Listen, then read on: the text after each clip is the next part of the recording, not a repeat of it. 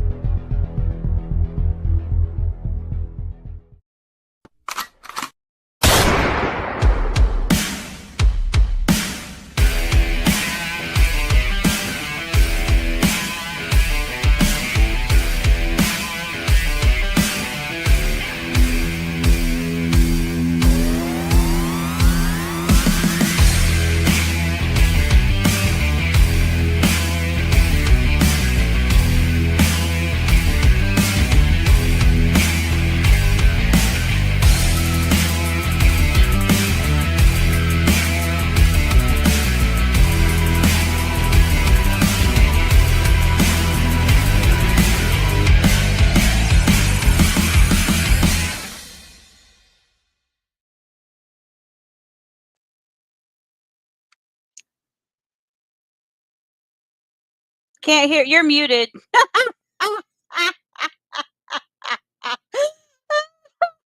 This is a great way to start off this show.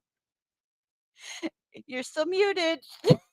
So welcome to the Independent Wrestling Shootout. It's Minderz. Apparently, I get to take control for a little bit because Reb's confused and forgot how to unmute himself. I never muted myself to begin with. Oh, dang it. See, take away all my fun. But he's in the noodles position in Champaign, Illinois. And I'm his buddy Minderz. That's what I get for trying to do 5 things at once. Yeah, maybe you should stop and concentrate on one. Pudding. Pudding today, Minderz. Pudding, so why are you trying to do 5 things at once? Because it makes me not overthink anything. Oh, okay. So do you want to run through your intro since, I kind of had to, No, you did fine. Who's our guest today, Reb? Huh? You're a little too eager. You need to calm yourself, Beavis. Why? Heathen. Did you call me Steven?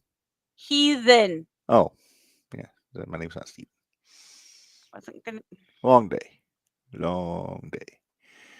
Ugh. And you didn't get your nap. And I didn't get my nap. And my cats have been ignoring me all since I've been home. Aww. It's been a day. I didn't get to hang out with my mom's cats on Saturday, though. I know you sent me pictures. Yep. One of them really warmed up to me. The other one was kind of a tough nut to crack. So. But hello, Nicole. You alluded to it. We had to do a little shuffling, Minderz, this week. We were supposed to have a guest yesterday on Jumping the Rail. We had to change things up a little bit. So we are going to be joined by the original OG HC Loc. You may recognize him from ECW as a referee or in the Carnage Crew in Ring of Honor. We're going to talk to we're going to ask him all of our nerd questions. And then we got to talk to him about flex wrestling also, which is apparently a new territory in the Northeast that he's involved with. So, wonder if they have anything to do with the ones like with Green Mountain and what was the other one? What was the name of the other one? I don't remember. I know Green Mountain was the one in Maine. Yes, because Flex Wrestling is out of Rochester because a lot of his talent was on that GCW show that Shotzi put on. Heck yeah. Because he was on that show that Shotzi put on. Yeah. But yeah, in the meantime, we do have some results. We don't have anything to make picks on, though, Minderz, because there's not a lot going on. Not this weekend. But yeah, so we got to go through 3 nights of GCW results, which we'll do here in a bit. If we don't get through all of them, we'll put a pin in it, talk to our guest, and then come back to them. Yes. But we have, first things first, we got one we don't usually talk a whole lot about, Minderz, and that's White River Wrestling out of Indianapolis. Which we should talk about more because we really should. Our buddy Jake runs that. Yeah. Jake Ullman, Mr. International. Yes. But they had a show on Friday, the 7th, at ProNet Sports in Fishers, Indiana. They did. And This is juicy. I was You pretty got excited about some of these. Yeah, they got some of your favorite people are on this show, Minders. I know. So many I know you were. boys are on there. I know you were bummed. There's no Carson Drake. Oh no, I'm good. I'm good. I got over that real quick. Oh, did you now? Yeah, sure did. Got over that one real quick.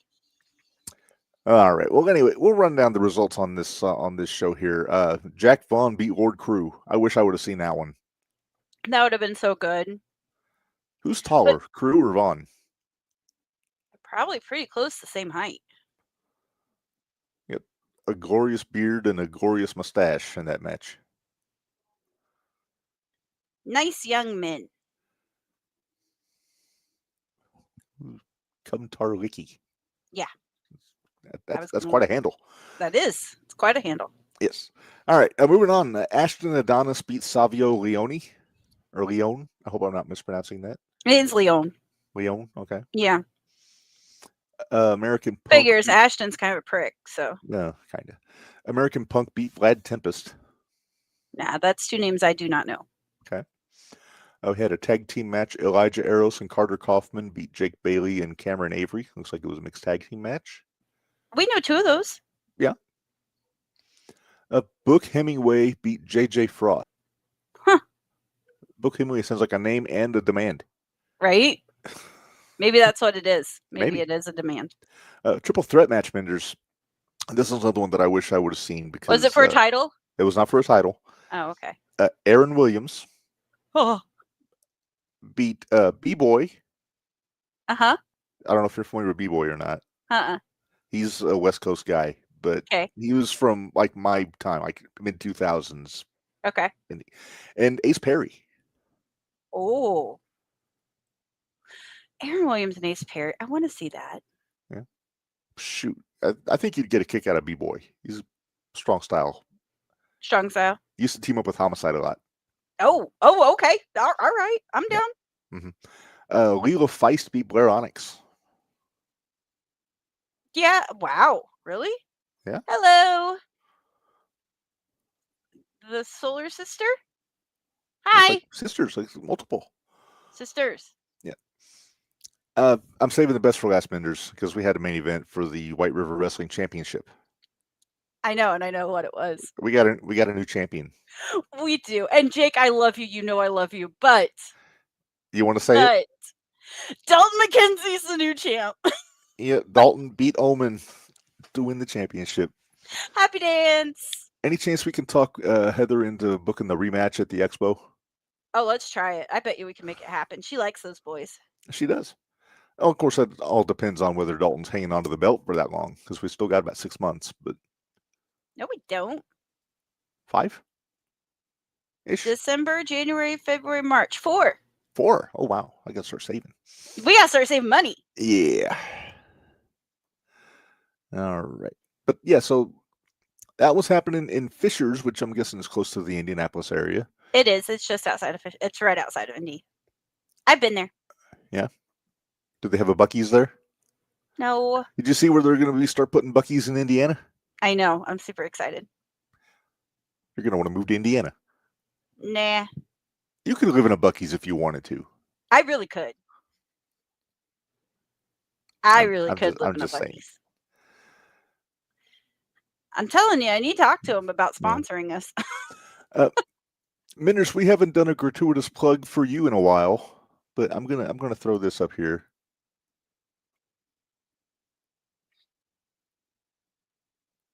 Yeah, Elam's Famous Fudge. We are starting actually tomorrow. Oh, they're putting the Buc-ee's in Seymour, Indiana. But you want to see more Buc-ee's? Yes, I like Buc-ee's. Mm-hmm. But yeah, hit me up on Facebook. Plug the fudge. Hit me up on Facebook. No, that sounds so disturbing. I know. But yeah, hit me up on Facebook if you want to order some fudge. $15 for the large pan, $8 for the small pan. Chocolate, peanut butter, half and halves. You do peppermint for the holidays, don't you? Yeah, we're not doing as many mint this year as we did last year, just because it's not one of my biggest sellers. So you gonna make a gin mint tin for Dickie Wabash? Sure, I'll make a gin mint tin. I have to ask him which flavor he likes. Yeah. I've already got plenty of orders from the wrestlers. I'm They're sure all you're the fudge hookup for a lot of these boys and yeah. girls. Yeah. Especially since last week when we had, or 2 weeks ago, we had Keith Smith Jr. on. Uh-huh. And he was like, I want to try this fudge. And I was like, crap. And we always have to be careful with Camaro. Get him enough that the kids can steal it and he can still have some. You know how many? I think he had over the past year like 12 pans. 12 pans. Oh, he's got to carb up. He's got to. Nah, Hannah, you just get in touch with me. Hannah says I have to hit you up on Facebook. Yeah, sure, go ahead. I don't care. I'm telling you, you ought to have a Facebook page for the fudge book. But I only do it for 2 months. I only do it November, December. That's true. It's very seasonal. It is. Because I have to make sure it's cool enough that we can keep our stuff cool. Yes. That's very true. Yeah, okay. Fudge is not a summer treat. No. Unless it's been sitting in the freezer. Yeah. And you do have that nice deep freeze in your garage. So. We do. Where do you think part of our fudge ends up whenever we get done for the season? That's true. Yeah. We've talked about fudge more in the last 5 minutes than we have in the last year. I know. But I want to make sure you got to put your. I want to make sure you were peddling your wares and peddle my fudge so I can afford your Christmas present this year. Oh, you know me. I'm easy to pleasey. So I can't wait to get your juicy pants. Your pants with the big. Oh yeah, you were threatening me with that. Papa, you'll have to get in touch with me. We'll figure something out. Papa Pullman. Mm-hmm. He wants to order something. He doesn't know when we can get together. We'll figure it out. Well, I'm sure we'll see him at a 01 show some point. Maybe not till January. Yeah, everybody's booking stuff on the same days. I know. They need to quit that crap. Yep. All right. Well, Minderz, we still got a few minutes before our guest comes in. So let's say we get into Friday on GCW. Okay. The You Wouldn't Understand show. I understood it perfectly, but okay. And this one was in Vermont? Yes. So it started off, your Hoot of the Week, Minderz, was Teriyaki. What's Teriyaki? That poor boy. And he started on a rough note on Friday. He really did. That's what you get for calling an open challenge. Mm-hmm. I'm just saying. Because he got his ass run over by a bulldozer. He did. The bulldozer took care of his ass. And the rest of him. You can't. You can't. I know you can't. Yeah, that was. But you know what? Teriyaki, I gave him good Who of the Week because he put in the work this weekend. He really did. Oh, we both went GCW for Hoots this week. We did. Well, that was about all there was out there. I mean, yeah, you had Raw and SmackDown, but I get tired of giving all those guys Hoot and Judy. And I've given Jade Cargill Judy 3 weeks in a row. I know. What is up with you? She's been on a roll. I know. I get it. Might as well call her Butter Cargill because she's on a roll. Oh, dear Lord, that was terrible. Yeah, it sounds like a Joel Gertner line. It sure does. What? What do you mean? Moving on, Ray Jazz beat Anthony Green. We'll talk about Anthony a little bit more here when we get to Saturday. A little bit later, yeah. Maki Ito beat Kerry Morton. That was so funny. With the assist from Dad. Yep, the assist from Dad. Old Ricky came out, helped him out. Because Kerry was going to pizza cutter Maki. No, he came out because he originally pushed Scarlett. Well, that too. Yeah, he originally pushed Scarlett. Yeah. And he came out to yell at was not Kerry. Cool. We like Scarlett. No, we like Scarlett. But he came out to yell at him for pushing Scarlett, and then, stuff things happen. Yeah. Griffin McCoy and KJ Orso, I really like them as a team. They're very easily heels. They are. But they beat Joey Janela and Marcus Mathers. Yeah. Which I kind of got to call that an upset. Yeah. Yeah. I wasn't happy, as you can probably get. Although the problem is that when you get to that group, I liked all those guys except one. Uh-huh. And we won't say which one. We'll leave that up to the imagination. Jelly what? Moving on. Somebody else had a good weekend. Danhausen. Danhausen beat Priscilla Kelly. He did. Although, I know you like Danhausen. I do. Love that Danhausen. Love that Danhausen. But I'm tired of the gimmick already.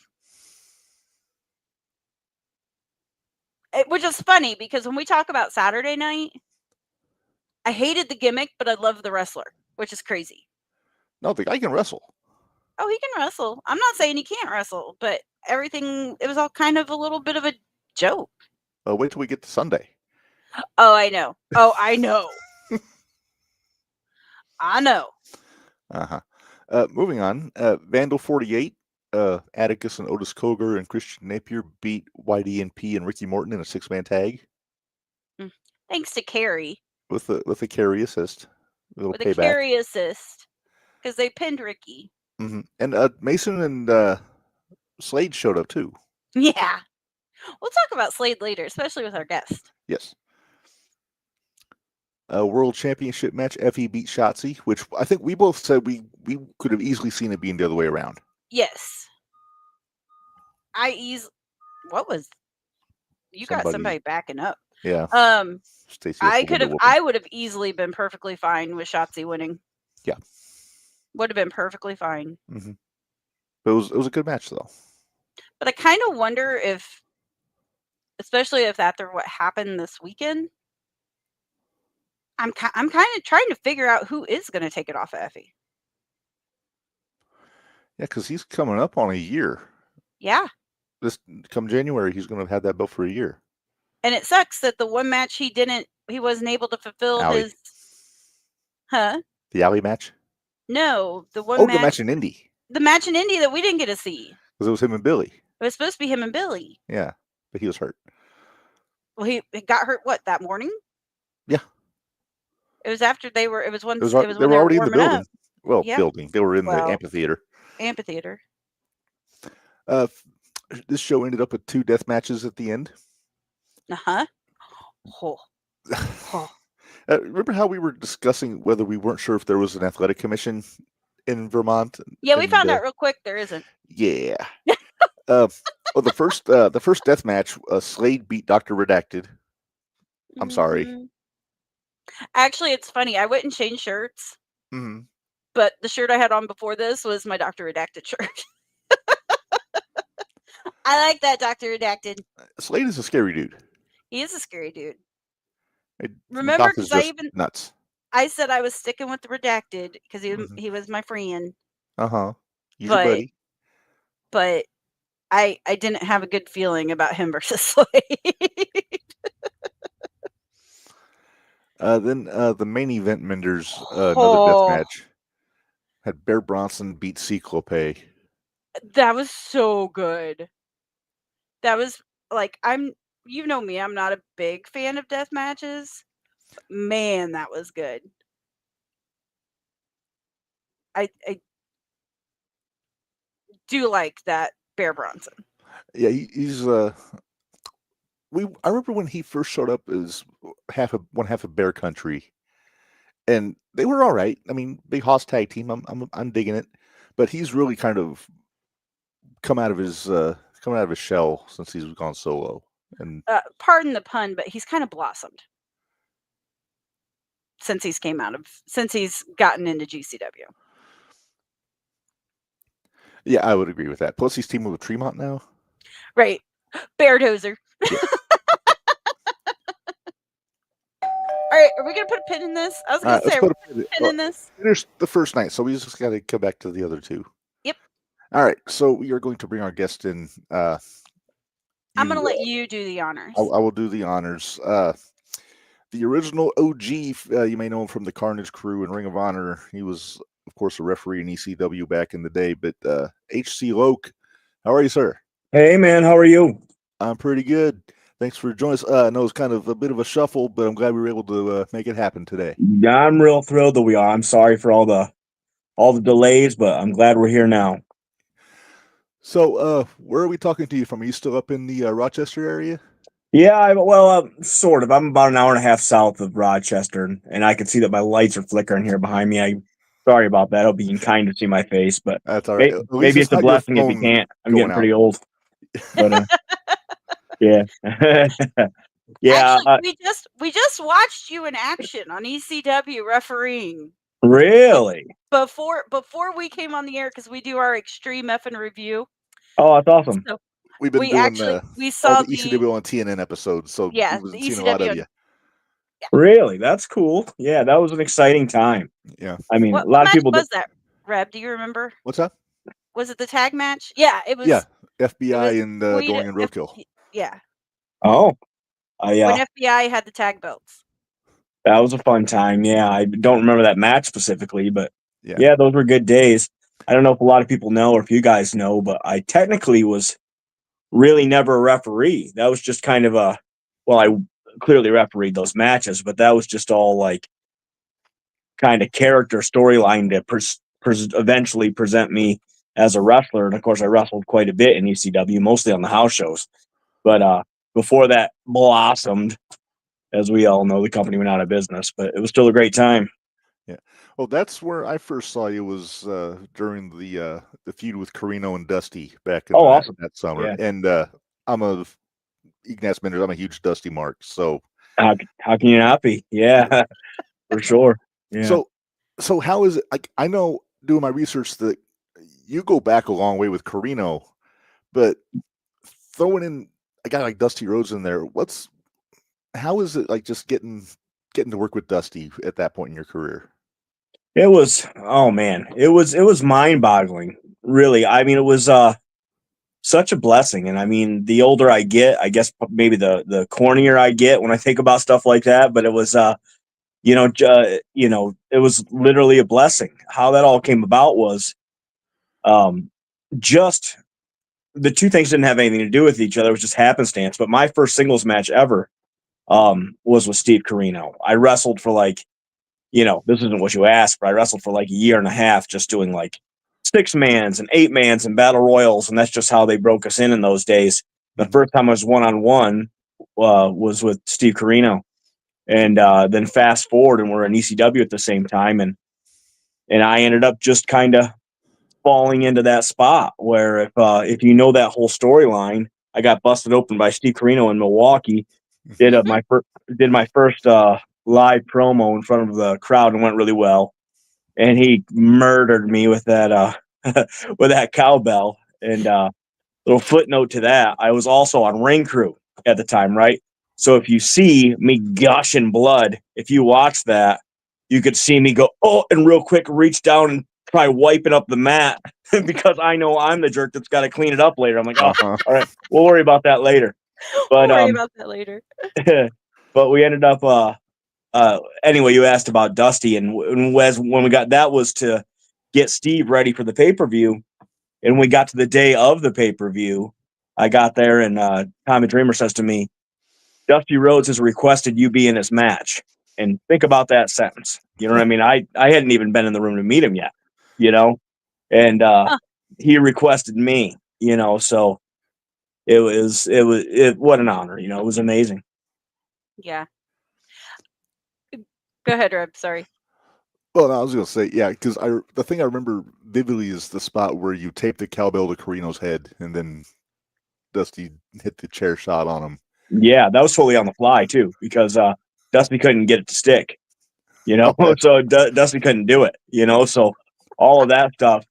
Steve's like, help him, tape that thing to my head. So I'm doing it and I'm holding it there, and you could see me send him into Dusty. Uh-huh. It's one of those happy accidents, it was probably cooler than if it happened the way they planned it to, it was neat. Yeah. So when you had your first match with Carino, I'm just curious. Did he have his blonde hair then, and did he bleed? He did not bleed. He did not have blonde hair. He was we were two young punks that didn't know what we were doing, although he knew more than me. He'd been around a year and a half or so, maybe longer than I have, but he was just he was great, but to look at him, you would have never thought he was going to be world champion someday. He was Right. a skinny kid with stringy black hair and a full singlet, and everybody grows up, and he did, and became one of the best in the world. Still is. I remember when I first saw Carino, he was almost a dead ringer for the 1-2-3 kid. Oh yeah, he got that all the time. Matter of fact, there was rumors, and I don't think that anybody ever. I don't know if there was anything to this or not, but there was rumors at the time. Remember when they did the fake Razor and fake Diesel, that they would make him the fake 1-2-3 kid. That was, and I don't know if that was just stuff that people were ribbing about in the locker room, or if anybody ever really discussed that for real. But I actually remember him saying something about that. I think he was on Cabana's podcast years ago, and that came up. So I was wondering if he was just ribbing, or if that was actually the case. Yeah, I don't know either. So did he have a hand in getting you into ECW? He didn't, actually. It was I hadn't seen him in several years by the time we both ended up there, and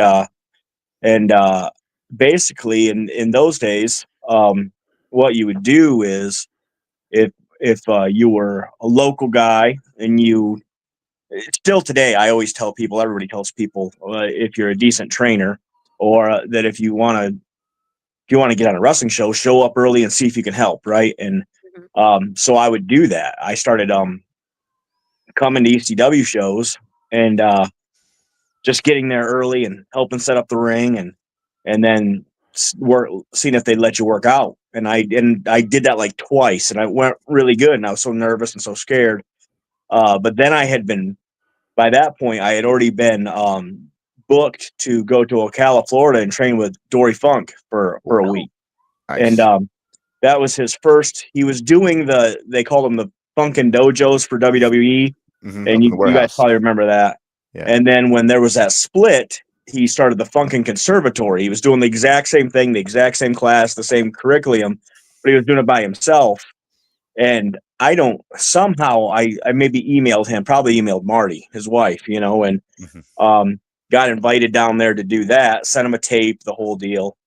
And I went down there and spent a week with him. And it was me, a buddy of mine named Dave DeJohn, who I went to wrestling school with, the guy who would be the Musketeer, who would be in ECW a little bit, and Amy Dumas, Lita. She was there.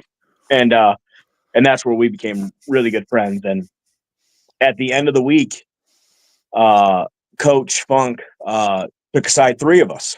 And it happened to be me, Amy, and my buddy Dave.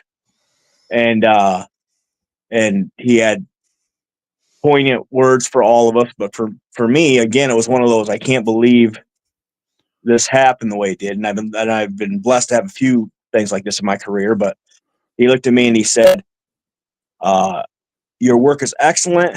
You're a great carpenter, which means you can build a match. And that was the first time I'd ever heard that word. And I had to pretend like I knew what he meant at the time. But you're a great carpenter. And his exact words were, and this is Dory Funk Jr., right? He said, I think you can draw money for any company in the world, and I'd like to help. I think ECW would be a good fit. And I'd been there a couple times already, right? And it was definitely I would say my first choice, not just because I was a fan, which I was. It seemed like, well, they were a Northeast-based company. They were going everywhere at this point, but, and it seemed maybe attainable, from early on in my career. If you remember Hunter Q. Robbins, who was there when he was, and Larry Winters, when it was Eastern Championship Wrestling, I'd work with those guys every weekend, and they were kind of telling me, oh, we should try to see if we can get you an ECW. And, you hear a lot of stuff like that, and I love those guys, you know what I mean? But, you never know who can really help or who can't, and you just try to be polite and say, thank you, sir, Well, here I am, and it's Dory saying, I'll call Tommy Dreamer. Holy crap. So I showed up. Yeah. So I show up next week to an ECW show like I'd been doing for, however long. And, only a couple weeks, I guess, at that point. And Dreamer says, go get in the ring and have a match. So I did, and that went well. And And that's kind of how I got started. He actually said afterward, he says, "You did great." He said, "I can't offer you a paying full-time job now, but if you'd like to come to the shows, you're always welcome. And we'll see. You never know what can come of it." So what happened from there was it took 2 months, and I came to every show. And this is when we're working 4 nights a week in all over the place, right? Mhm. And I'm helping with the ring. I'm luckily I had friends on the ring crew, including Tony DeVito, who was later my partner. So they let me stay in their room, so I didn't have to pay. So for that, I was thankful for that. But bust my butt, set up the ring, do anything that was asked of me, work out with Tracy Smothers every day before doors open, tear down the ring, do all those things. And I remember exactly where we were. We were in Wilkes-Barre, Pennsylvania, and my wife at the time, my first wife, I'd called home, and she told me that she was pregnant with our son. I said, "Oh my God." I said, I gotta get a job, or I gotta come home. That's all there is to it, you know? Yeah. So the next day we go, I set up the ring. I do what I always do. Bill Alfonso comes up to me and says, matter of factly, looking dead serious look on his face. He says, "I want you to go find Chris Chetty, Danny Doring, Roadkill, Tony DeVito, and Angel, and maybe a couple other people, but I remember those." He says, "Go get them and come find me." So, "Yes, sir." And I went around, I found them all. I said, "Fonz wants to see you." "Hey, Fonz wants to see you." So I found the last guy over at Woods, brought him over to Fonz. I said, "Here you go, sir." And they were all sitting in a circle. And Fonz goes, "Sit down." And I'm getting goosebumps now thinking about it, but I didn't know what was coming. And he pointed to me and he said, "This meeting is about you."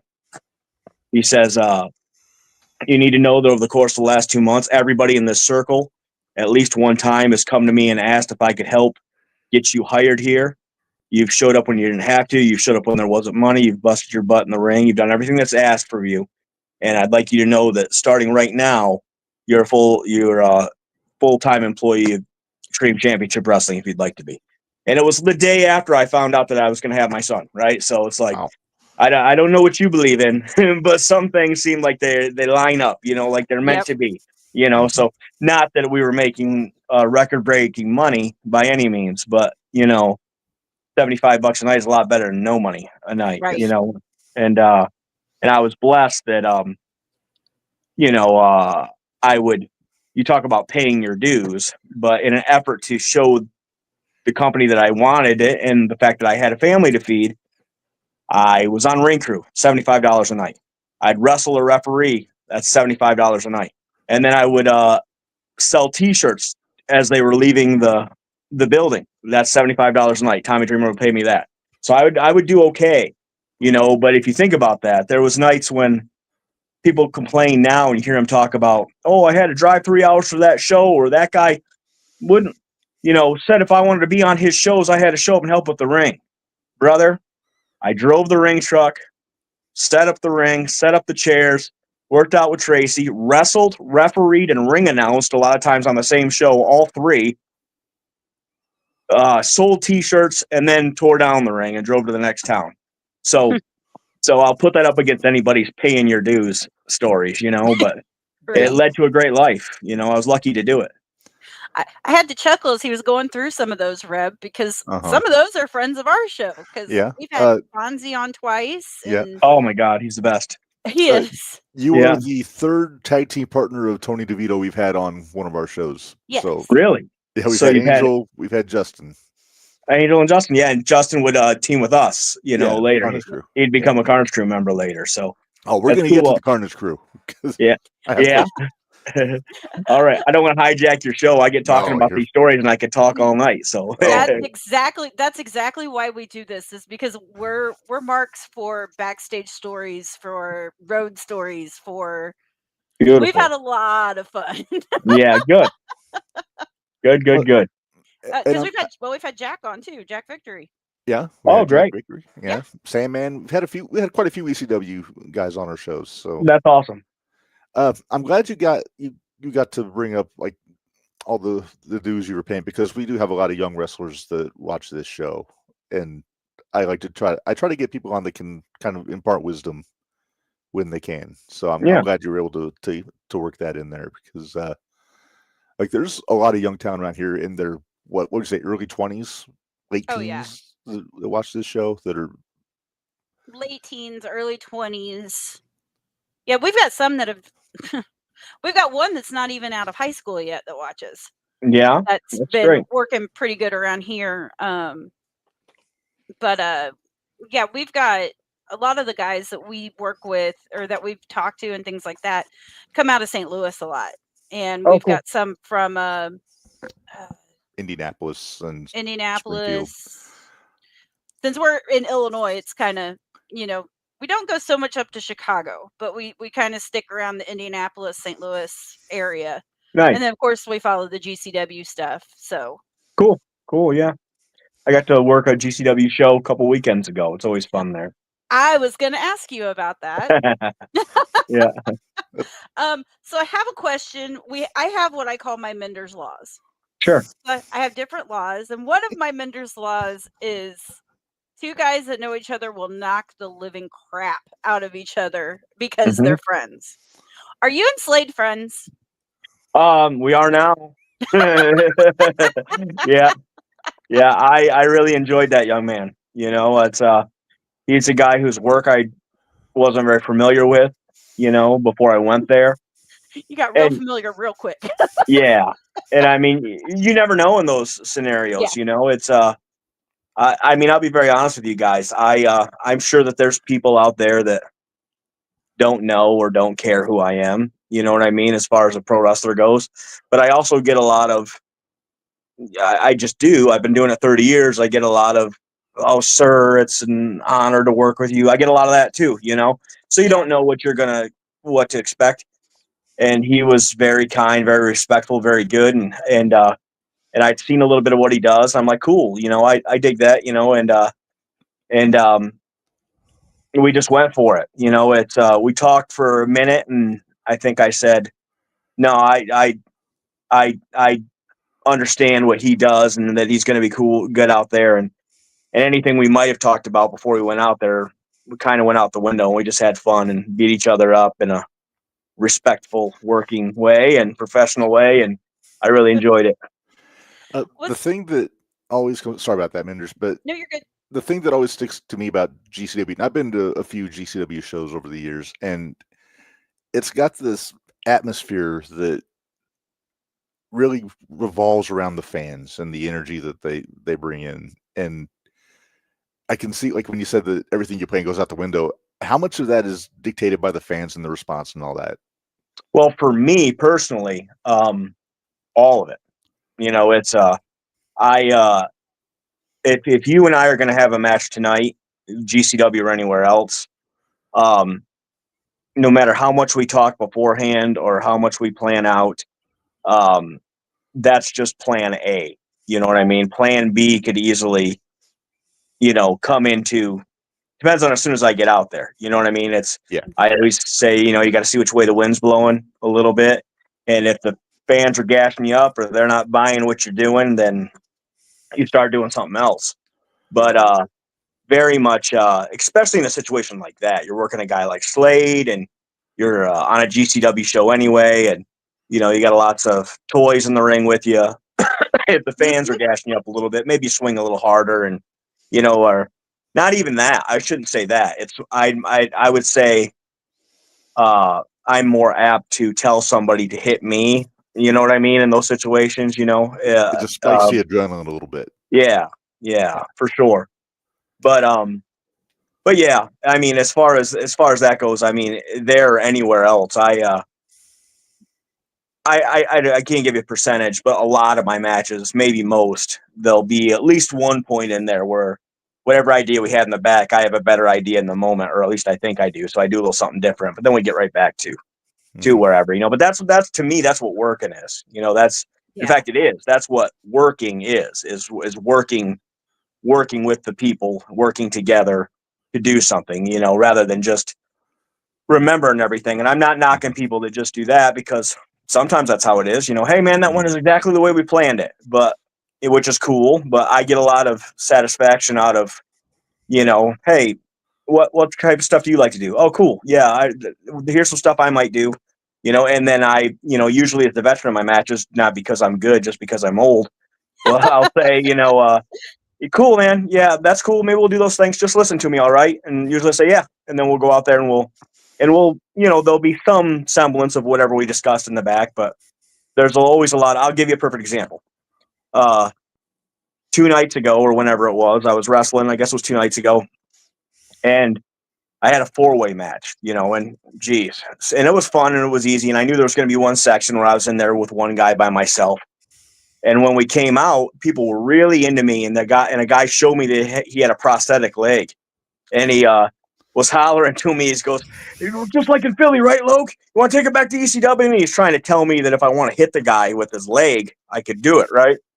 And so kind of dust settles. It's just me and one guy in the ring, and the people were really up. They were really into it. And looked out, and that guy was cheering. I go, throw me it, dude.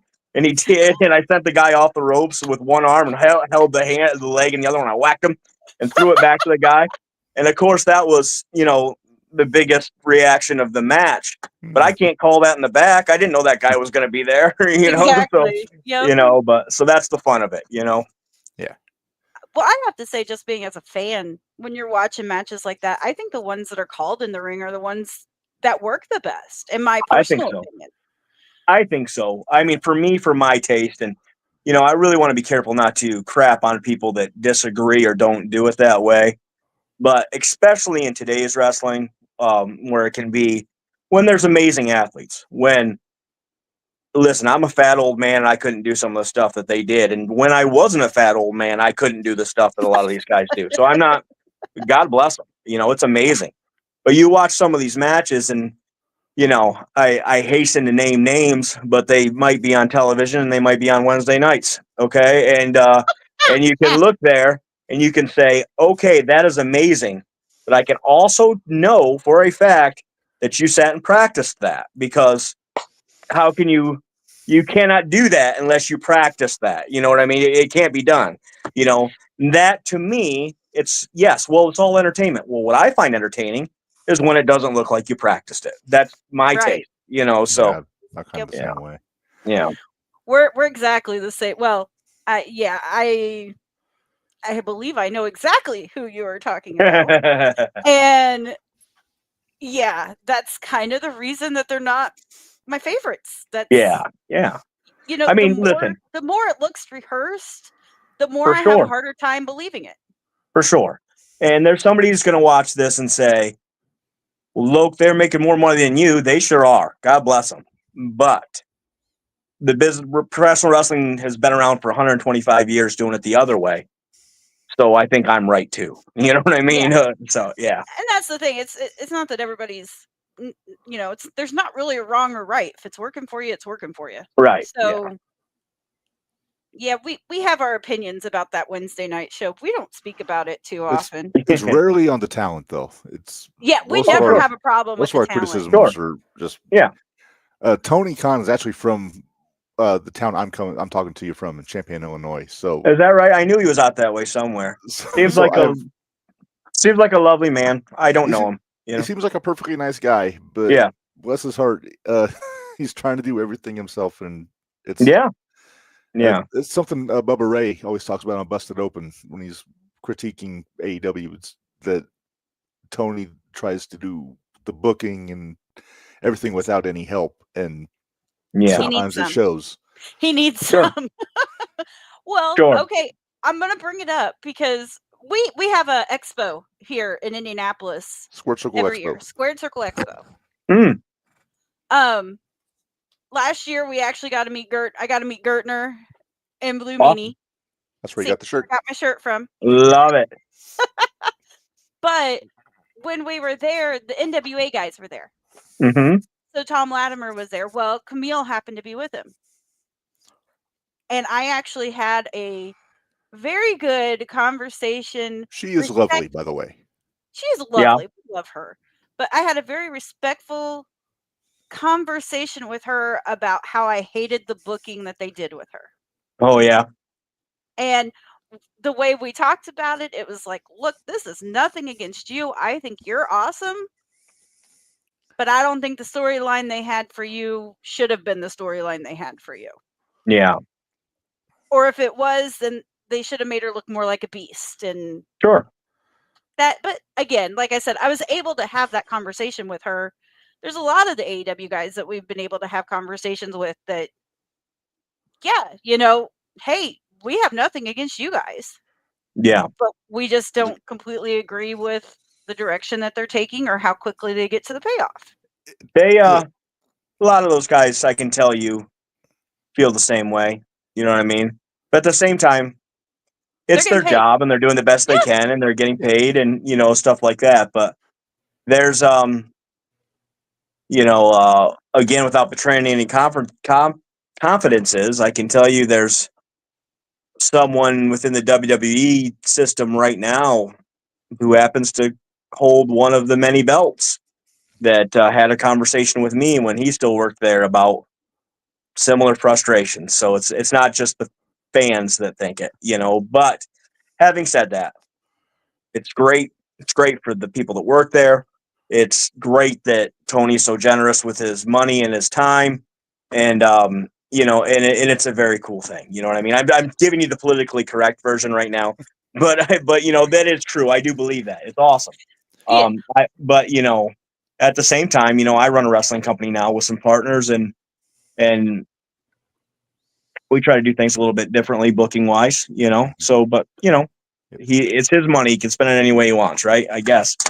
Yeah. Well, we like that slow burn for storylines. We like that slow burn. Draw it out as long as you can. We like that. Well, not to get too much into it, but if, again, like not to dump on him because I think it's great. And, I'm not a hypocrite either. If Tony Khan wanted to book me and Tony tomorrow, I'm sure we would do it and do the best we could with it. So I'm not, you know what I mean? But having said that, I think that if Tony was the writer of the show Friends, Ross and Rachel would have got married in the first episode. And then what are you going to do? You know what I mean? So, but, it'd be a dream match. Right. Yeah. Yeah.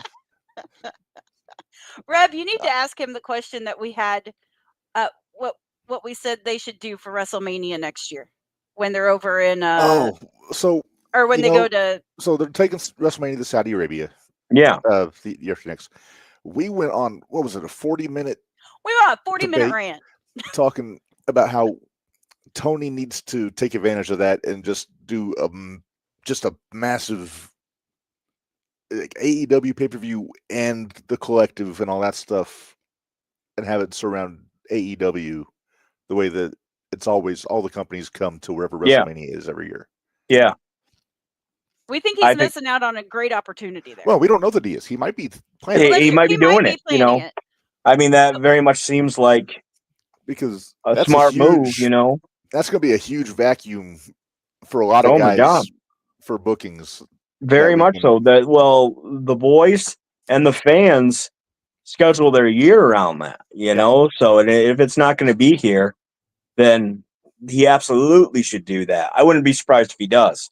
But it seems like a smart move for sure. We even went so far as to try to tell him where he should book it. Oh yeah, where's that? We think he ought to go to Jacksonville because that would save him some money because he's got the Jacksonville arena. He could do an indie show in the stadium and then Daly's place for all the indie shows. Then Daly's place for all the indies. Although selfishly, I prefer Indianapolis. Yeah. Yeah, we've already decided because WrestleMania is supposed to come to Indianapolis eventually sometime. So when it gets announced, Reb and I have decided we are not going to WrestleMania. No. And we're going to hit as many indie shows as we can around Indianapolis. That's the fun part. Yeah. It really is. Yeah, those are great. I mean, I love those weekends. 2 years ago or whenever it was, when we were in Philly, when Mania was in Philly, I mean, it was just, for me personally, I mean, it's funny, but the Monday afterwards, I'm on the phone with Tony and we're tearing up, because it was just so, well, plus we're old men, so we get to look back and feel so lucky, but there's all those indies and Mania happens and I got to be a guest at night one, just to watch, and then leave there and go straight to work for GCW at the midnight show. Okay. And meanwhile, the night before, they're they did Extreme Reunion or whatever, ECW tribute show, basically, at the ECW arena, and it was all ECW guys, and it was sold out. And it's just we never wanted that weekend to end, So so for us personally, that was great. But what's the that? midnight show at GCW? That wasn't the clusterfuck, was it? That was the clusterfuck. It was. Yeah. It was one match that went like 2.5 hours. I can't remember, like It was at least 2 3 hours. or 4 hours or something. Yeah, It was goes forever. It was nuts, and we were like the third people at the third or fourth entrant. We come out together as a tag team. But it was fun. If you get done that early, then you can just leave. Yeah. Well, I ended up running my mouth and talking. We definitely left before it was done, but I was still there for hours. And but it was cool. It's Mania weekend, and it's the GCW shows are fun anyway because they're just like, I don't know, like class reunions or something like that. Because there's always good people around. But that being made, like Paul London was there just hanging out in the crowd. So like I go and I hadn't seen him in years, so I just hugged him and squeezed him and thought I hurt his neck. But but it was just great to see him, And so it was just a fun weekend, but that was a great night. Yeah, Reb took me to my first GCW show this year. Oh yeah? So we went to Indianapolis, and it was so fun. Like, I get there and I was like, I feel like I'm home. This is not, because I hadn't been to a GCW show before. Because Dr. Redacted took a guy in the outhouse. Yeah, Dr. Redacted took a guy into a porta potty. I think those things, as cool as they are, and it's so awesome. I mean, I think they're confirmed the biggest indie in the world, right? Probably, but at least in the country. Yeah. But watching them, if you're watching them on, I guess it's Triller now, not Fight. It's nothing like being there live. Oh no. You're like, you feel like you're part of something, and being backstage, like working that show. I haven't done very many. I've maybe done 3 or so GCW bookings in the last 2-3 years. But it's just, they're always so fun. It's like, I'm so glad I'm here. It's everybody's just having a great time, and it's I don't know how to describe it. Like I'm sure you'll ask me, or if not, but some friends and I are promoting a thing called Flex Wrestling now, and we're really, really excited about it. It's going really well. But we're going to get to that for sure. We're going to get to that. Just a quick version of it is part of our business model being like, how, long story short, how professional can we make this, right? And everything is dot all the I's, cross all the T's, type of thing. But you go to GCW and it's this big thing. But like, for instance, there was a ladder match at the show in Rochester, and some of my students were in it, and some of the Rochester students were in it, like the standouts, they get in their big shot. And Jordan Oliver was a fan of some of these guys and has become friends of them.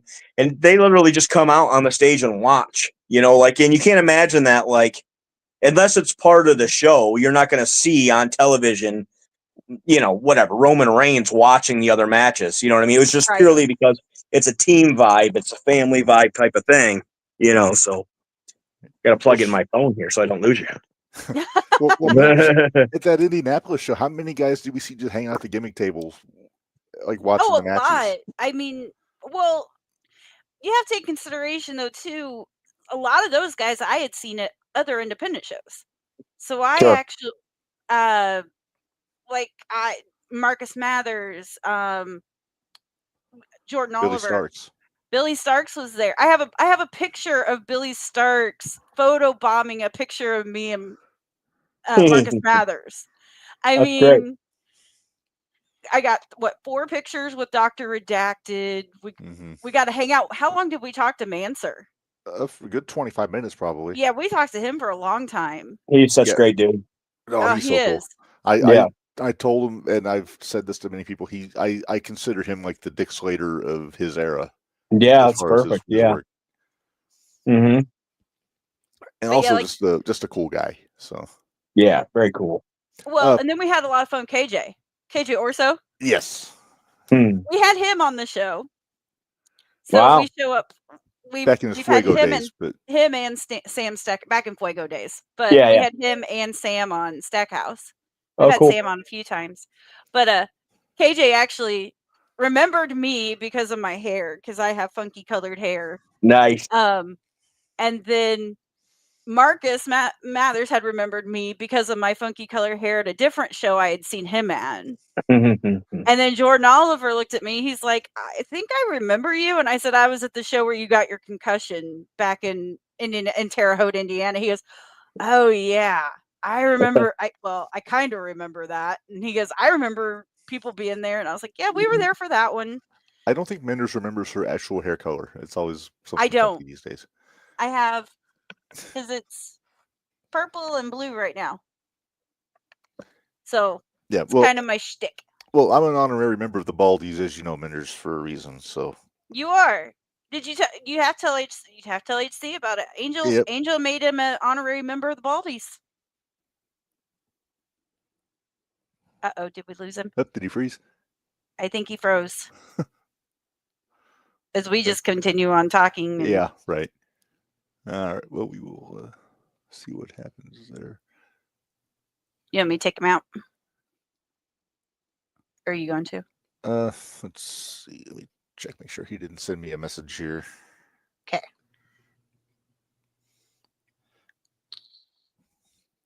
Oh, he jumped out. We'll see if he jumps back in there. But yeah, hopefully he jumps back in. He did say he was plugging his phone in, so that's true. I really hope, because I really want to hear more about Flex. Yes. I mean, it is the independent wrestling shootout, so we got to talk about the independents. Yeah, let's talk a little bit about I mean, we are talking GCW, but true. But did we dwell on ECW too much? No. Oh my God. No. Who are you kidding? You still need to talk to him about Ring of Honor. Yeah, I know. Yeah. So when we come back, when he gets back in here, hey, why don't you put up our go to our web? Yes. All right. Peddle our stuff. Okay. ProWrestlingTees.com/JTR Pod for I guess you'd say our original line of t-shirts that we have up there. Mostly from Jumping the Rail. We have some of our vintage 01 shootout stuff on there also. But Brainbuster Tees has more of the current stuff. We got some new designs out. T-shirts, hoodies, sweatshirts, hats, sweatpants, fanny packs, all kinds of cool stuff on there. BrainbusterTees.com/JTR. And then our Patreon, patreon.com/JTR Podcast Network. We're always trying to think of cool stuff to put up there on our $5 Hoots and Judy's tier. If you are interested, I think we have at some point soon we're going to be putting up another fantasy draft. Just got to get the day right to get everybody involved to jump in. So so that's us peddling our stuff along with your fudge. We did that already. I don't want to go into a discussion. No, we don't need to dwell on the fudge. Please don't. That sounds weird. Shut up. It's your fault. You're the one that said it. I know. I blame myself. Yes. Wait, that's the wrong one, but okay. What? Did you see which one you put up? Oh, no, that was by design. Oh, okay. I wasn't going for the fudge picture. Oh, okay. You're going for the other one. Gotcha. Right. I'm going to check in with our guest here. Make sure. Hey, it wouldn't be an independent wrestling shootout if we didn't have some sort of technical difficulties. Indeed. Because we're really well known for having our technical difficulties. That's true. I mean, shoot, look at the first 2 minutes of the episode today. Yeah. That was not my finest moment. Nope. I have no idea how I got muted because I didn't do it. Well, you had turned off your phone, so I wonder if when you unhooked your phone, doesn't that usually... Maybe.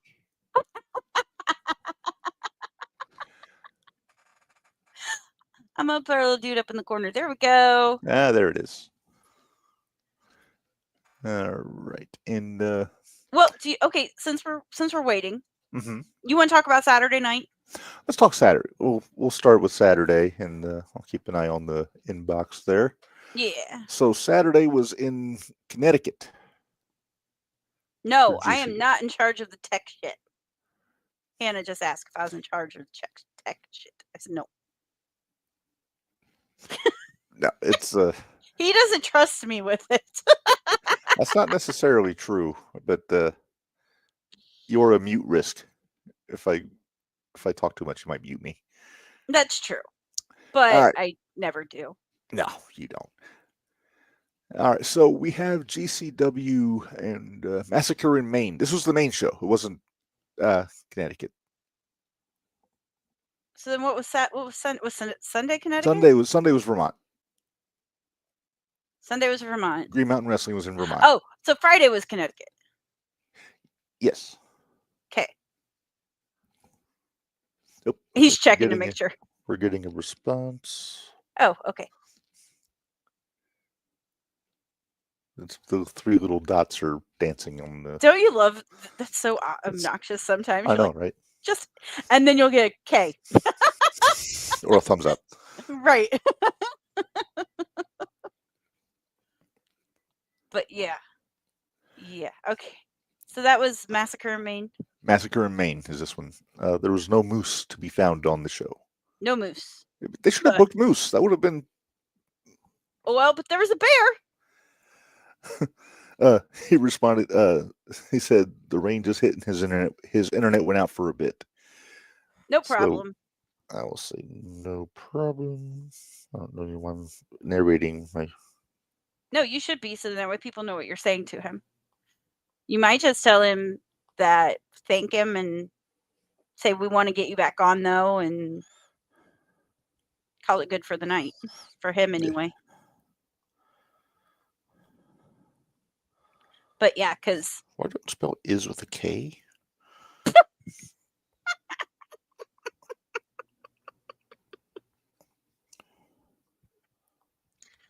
Oh boy! All right, so All right. I'm gonna do a big no. What are you doing? Now I'm curious about. I'm gonna. It's 7:00, Reb. It is 7:00. Oh, you're watching on a Wednesday. It's Blood and Guts Day, Minderz. Oh, is it Blood and Guts Day? Yeah. Are they doing both Blood and Guts today, or are they doing one tonight and one next week? I don't know what they're doing. Does anyone? Well, besides pissing off the NWA, page is already up, so that tells me they're doing both of them. Probably starting with the ladies. Yep. Oh, and it's Blue Sky. Okay. Of course. Well, she is the War Games veteran in that match. Which I know was I'm not talking about that War Games. All right. Well, anyway, let's talk about this GCW show in Maine, Minderz.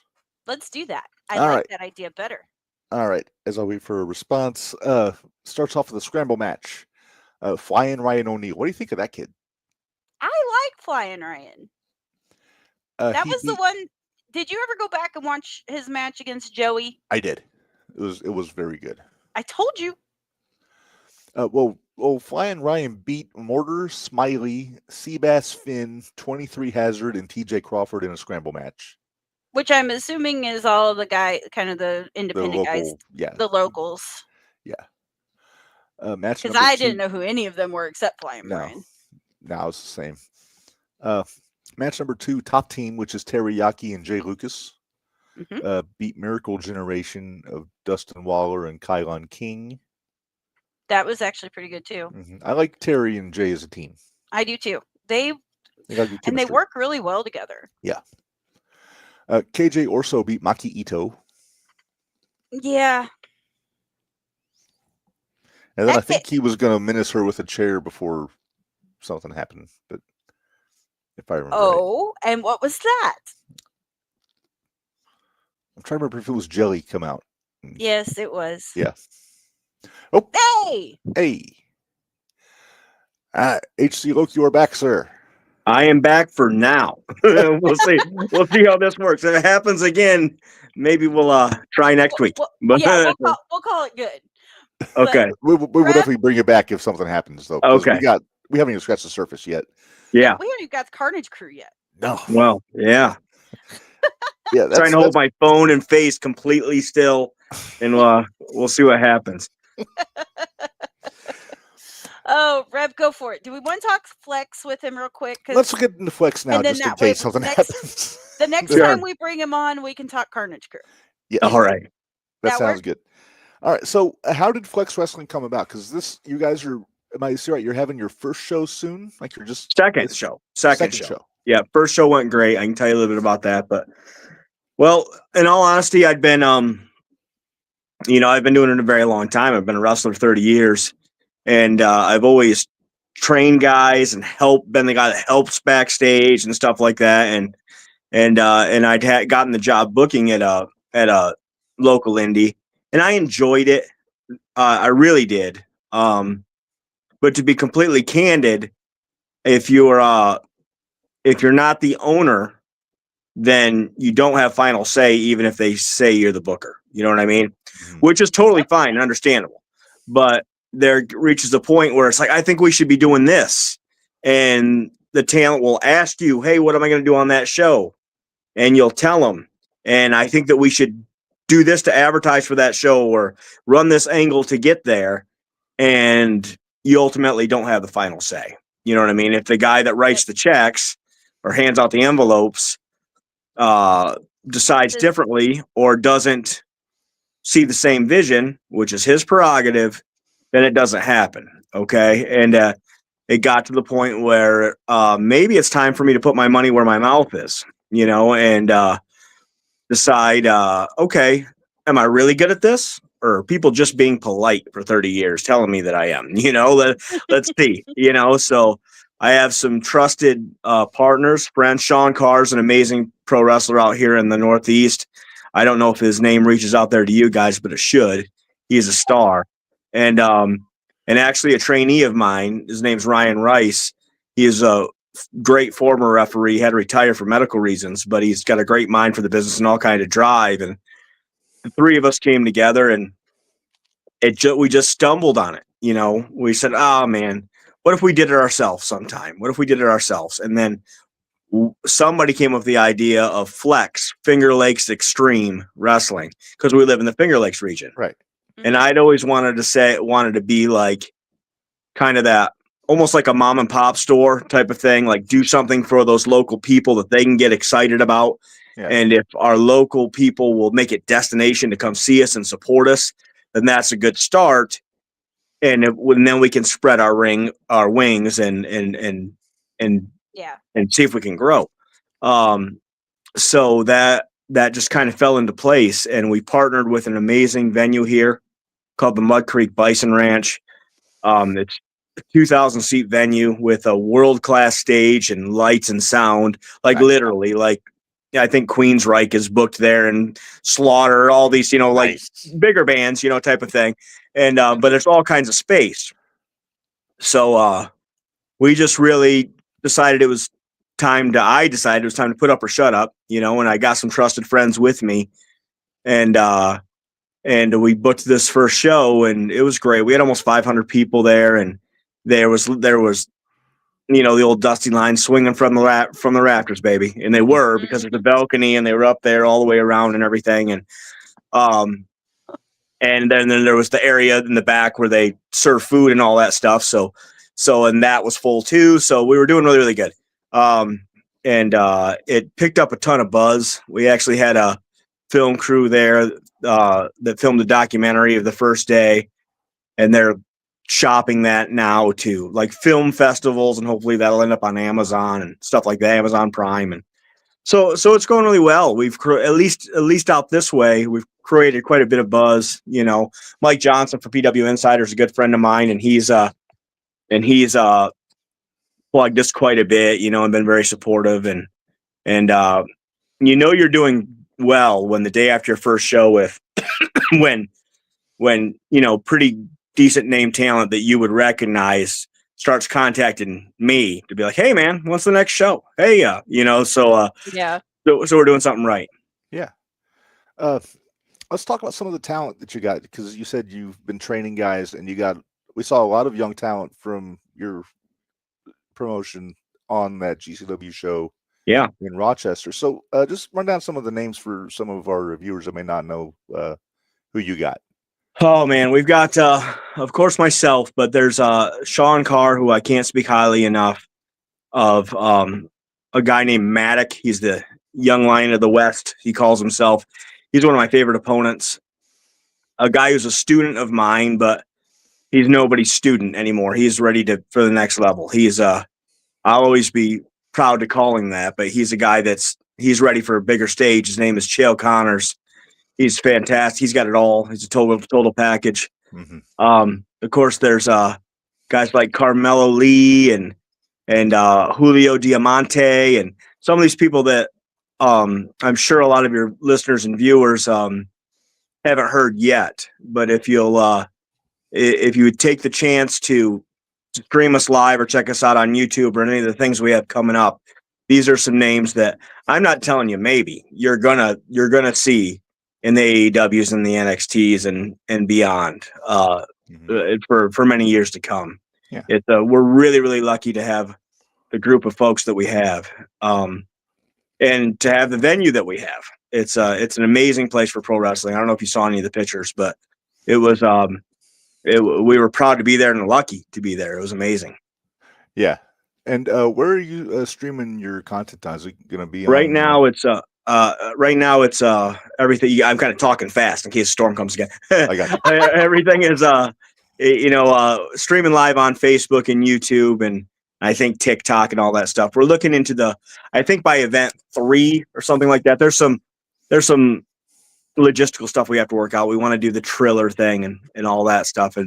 But our this is it for me. This is not saying that my career's ending, but this is the end all be all for me. I putting everything I have, not only my name and reputation that I might have, but money and time into Flex Wrestling. I really want it to be something that not just our local fans, but the industry is aware of and that people keep an eye on. And I want it to be a place for guys like Chael Connors to say, hey, I got my big break at Flex, not because we were somebody that could necessarily pay him millions of dollars, but could get him ready for the places that will and get him seen by the people that can offer him that job. So that's my goal.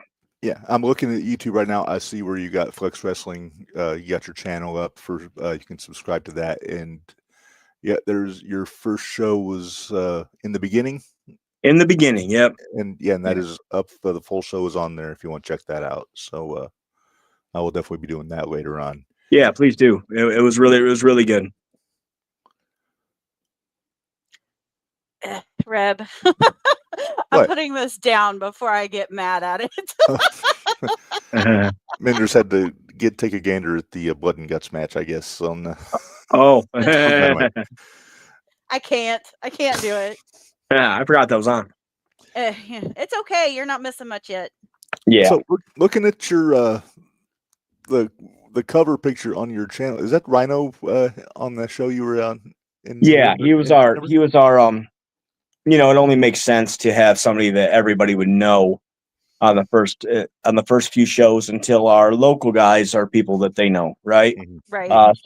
And Rhino's been a friend for, I don't know, whenever. I know that we started ECW the same year. So I think he's gored you a few times on TNN. Oh my God. Yeah. One time it's Jesus. One time there was something where they had PJ, Just Incredible, like for lack of a better term, as we call it, shit can me into Rhino so he could spear me out of the air. And you can see if you're looking for it, you can see my gum go flying out of my mouth. I remember that because I thought it was a tooth.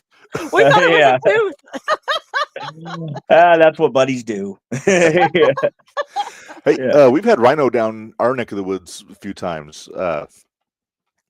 Once in Clinton, Illinois for our friend's Pro Wrestling Glory show, and then down in St. Louis. He's been there quite a few times. Yeah, he was their champ. Yeah, he's one of those guys that never ages. I mean, like he looks exactly the same as he did when I met him all those years, 25 years ago, maybe more. No, more than that, 28 years ago, something. Yeah. I don't know. Maybe not that long. I don't know, but a long time ago. And the guy seems like just a big teddy bear when you're talking to him outside of the ring. Sweetheart of a man. Sweetheart. I mean, he could kill you. I mean, he could murder you in a second, but he wouldn't. Hopefully, because he's just that nice guy. I was just telling this story yesterday to a couple students, or day before, because they were worried about, did I hit you too hard or whatever, blah, blah, blah. That came up.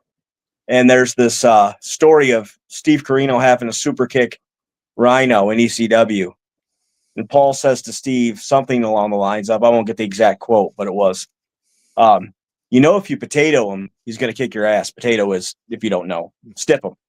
He's Right. gonna kick your ass.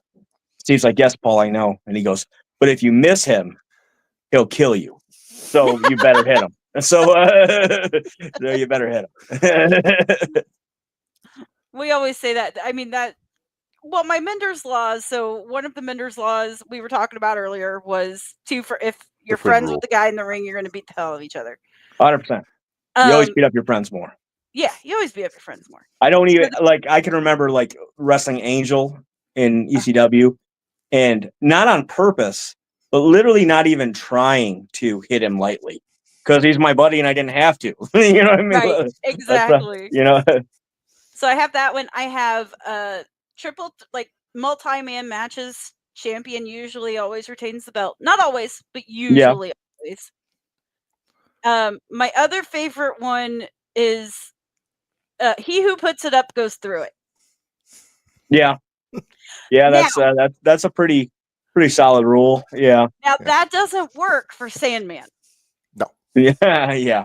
Or Tremont. Yeah. Or Tremont. Yeah. Or Tremont. Yeah. But yeah, we like I said, I have my Minderz laws, and tag ropes. Tag ropes are a big thing for me. Yeah, me too. I love. Yeah. Please tell me you have tag ropes at Flex Wrestling. Always. Yeah. And the baby faces had to be on the right corner too, not the incorrect corner. Stuff like that. Yeah, it's weird. Well, I spent a lot of my career, and certainly the most notable part of my career, as a member of the Carnage Crew. So, I mean, that's so ingrained in me as part of it, is reaching for the tag rope. And if it's not there, if we ever do a show, I'm grabbing the top turnbuckle or something. It's because that's just where my hand goes. It's right. Yeah.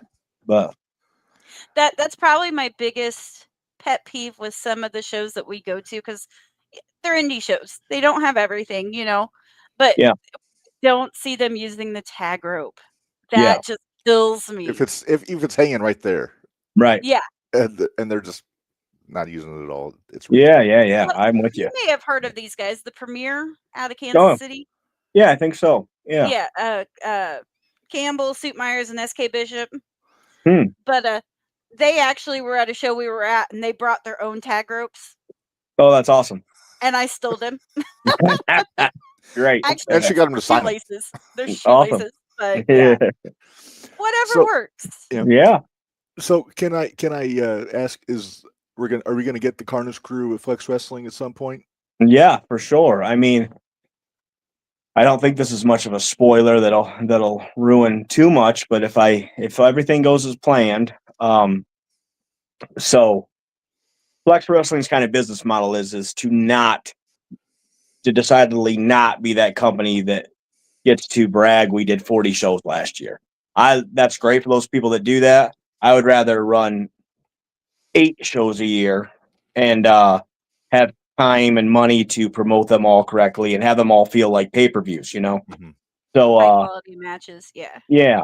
So it was on purpose that our first show was September 26th. Our second one isn't until December 6th, coming up here in about 3 weeks.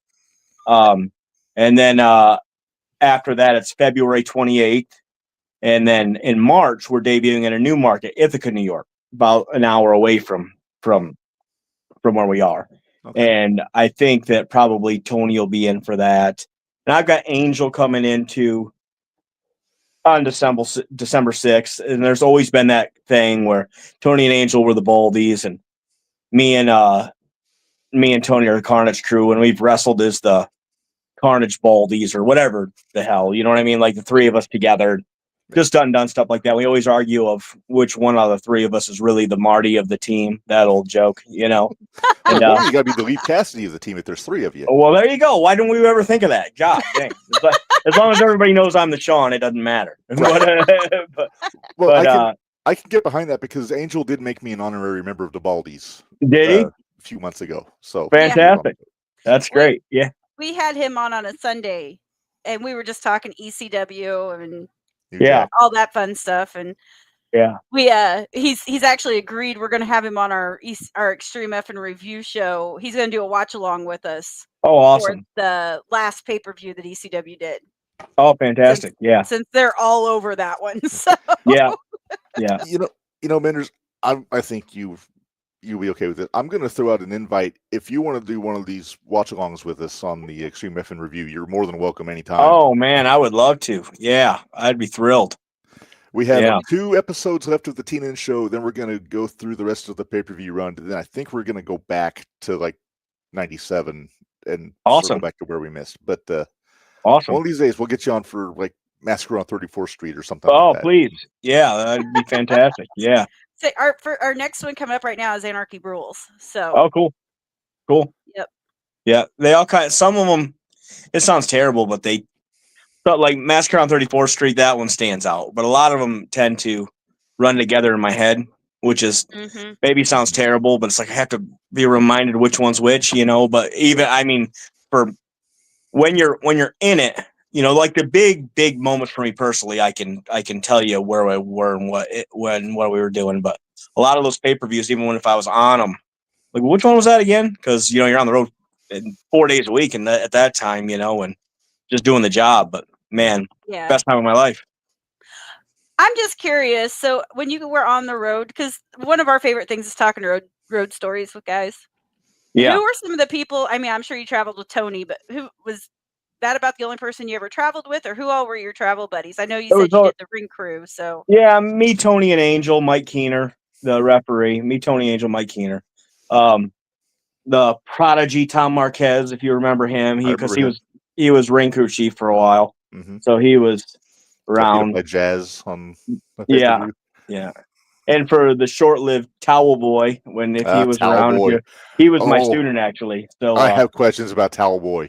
Yeah, I don't know if I got answers, but he was my. I take the blame for him. So did he say no to anything? They wanted to do to him. Probably not in those days, but I mean, we just didn't. It's you just didn't in those days. Even if the same way that it was just such a different time, in that like you weren't like allowed to put your hands up for a chair shot. That's how much different the world was then. It would be like you wouldn't hardly be allowed to. If you said no to anything, it would, you'd be scared that would follow you around.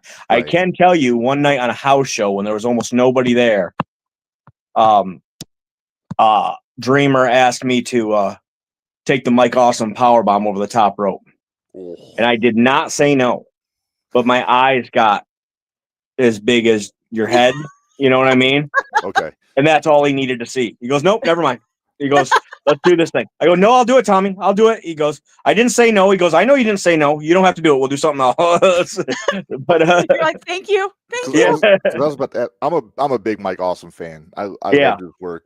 So I was going to ask, how strong was he? Because he's nuts, dude. I mean, there's all these things where he would just do those power bombs off the top rope and just have to muscle these guys. But not just that, but he would get. I mean, even Spike, who it doesn't matter if he's the littlest guy, that's a human being, and just toss him over one shoulder and walk up backwards. Oh, I know. Up to the top rope. You know what I mean? And just, are you kidding me? Total Spike, and Spike would mention, that was kind of spooky. I'm like, yeah, well, I bet, but Mike wasn't scared, he was just total. So I remember one time when I was talking about paying your dues, right, on these shows where was lots of times when I was ringing the bell, and I might have also refereed earlier in the night or wrestled on the dark match, but I'd go out and ring the bell. And I knew that the finish was for Mike and Tanaka to do the powerbomb off the top rope through the table, right? And they took the table I was sitting at and broke it for another spot. And I'm thinking, because I'm on ring crew, right? I'm like, that's our last table. I know it is. I went to Staples or Office Max every day in every city in this country to buy the tables, which were $30 then, and they're $150 now, which is why you see guys go through doors on indie shows. Yep. But that's the last. What are they going to do? This is a TV taping or pay-per-view. I think it was TV taping. And Jeff Jones was Mike's manager. And here we are, cameras rolling. And I walk up to him right during this match and I'm like, hey, Jeff, He goes, what? Because, I'm not supposed to be there. I go, there's no more tables. He goes, oh, shit. And he goes, tells Mike, and I could read his lips. He goes, I don't care. And he did it anyway, off the top rope onto the broken one, not onto the ring, onto the broken one. Like, those guys are just monsters, it's, man. Yeah, it hurts my back to tell these stories, but amazing. We always half wondered if Paul had like a deal with like Home Depot or Staples. It was send Loc to the store, and and that was the deal. We're in St. Petersburg, Florida, one night doing TV taping. I think it was St. Pete's. That there's this famous armory down there that Florida wrestling, when it was territories, ran and all that stuff. It was a big deal place, and we were doing TV, and Paul, or I got word from Paul or something, and me and Mike Keener probably are in the truck, but do not come back until you have 25 tables. You go buy 25 tables for tonight's TV.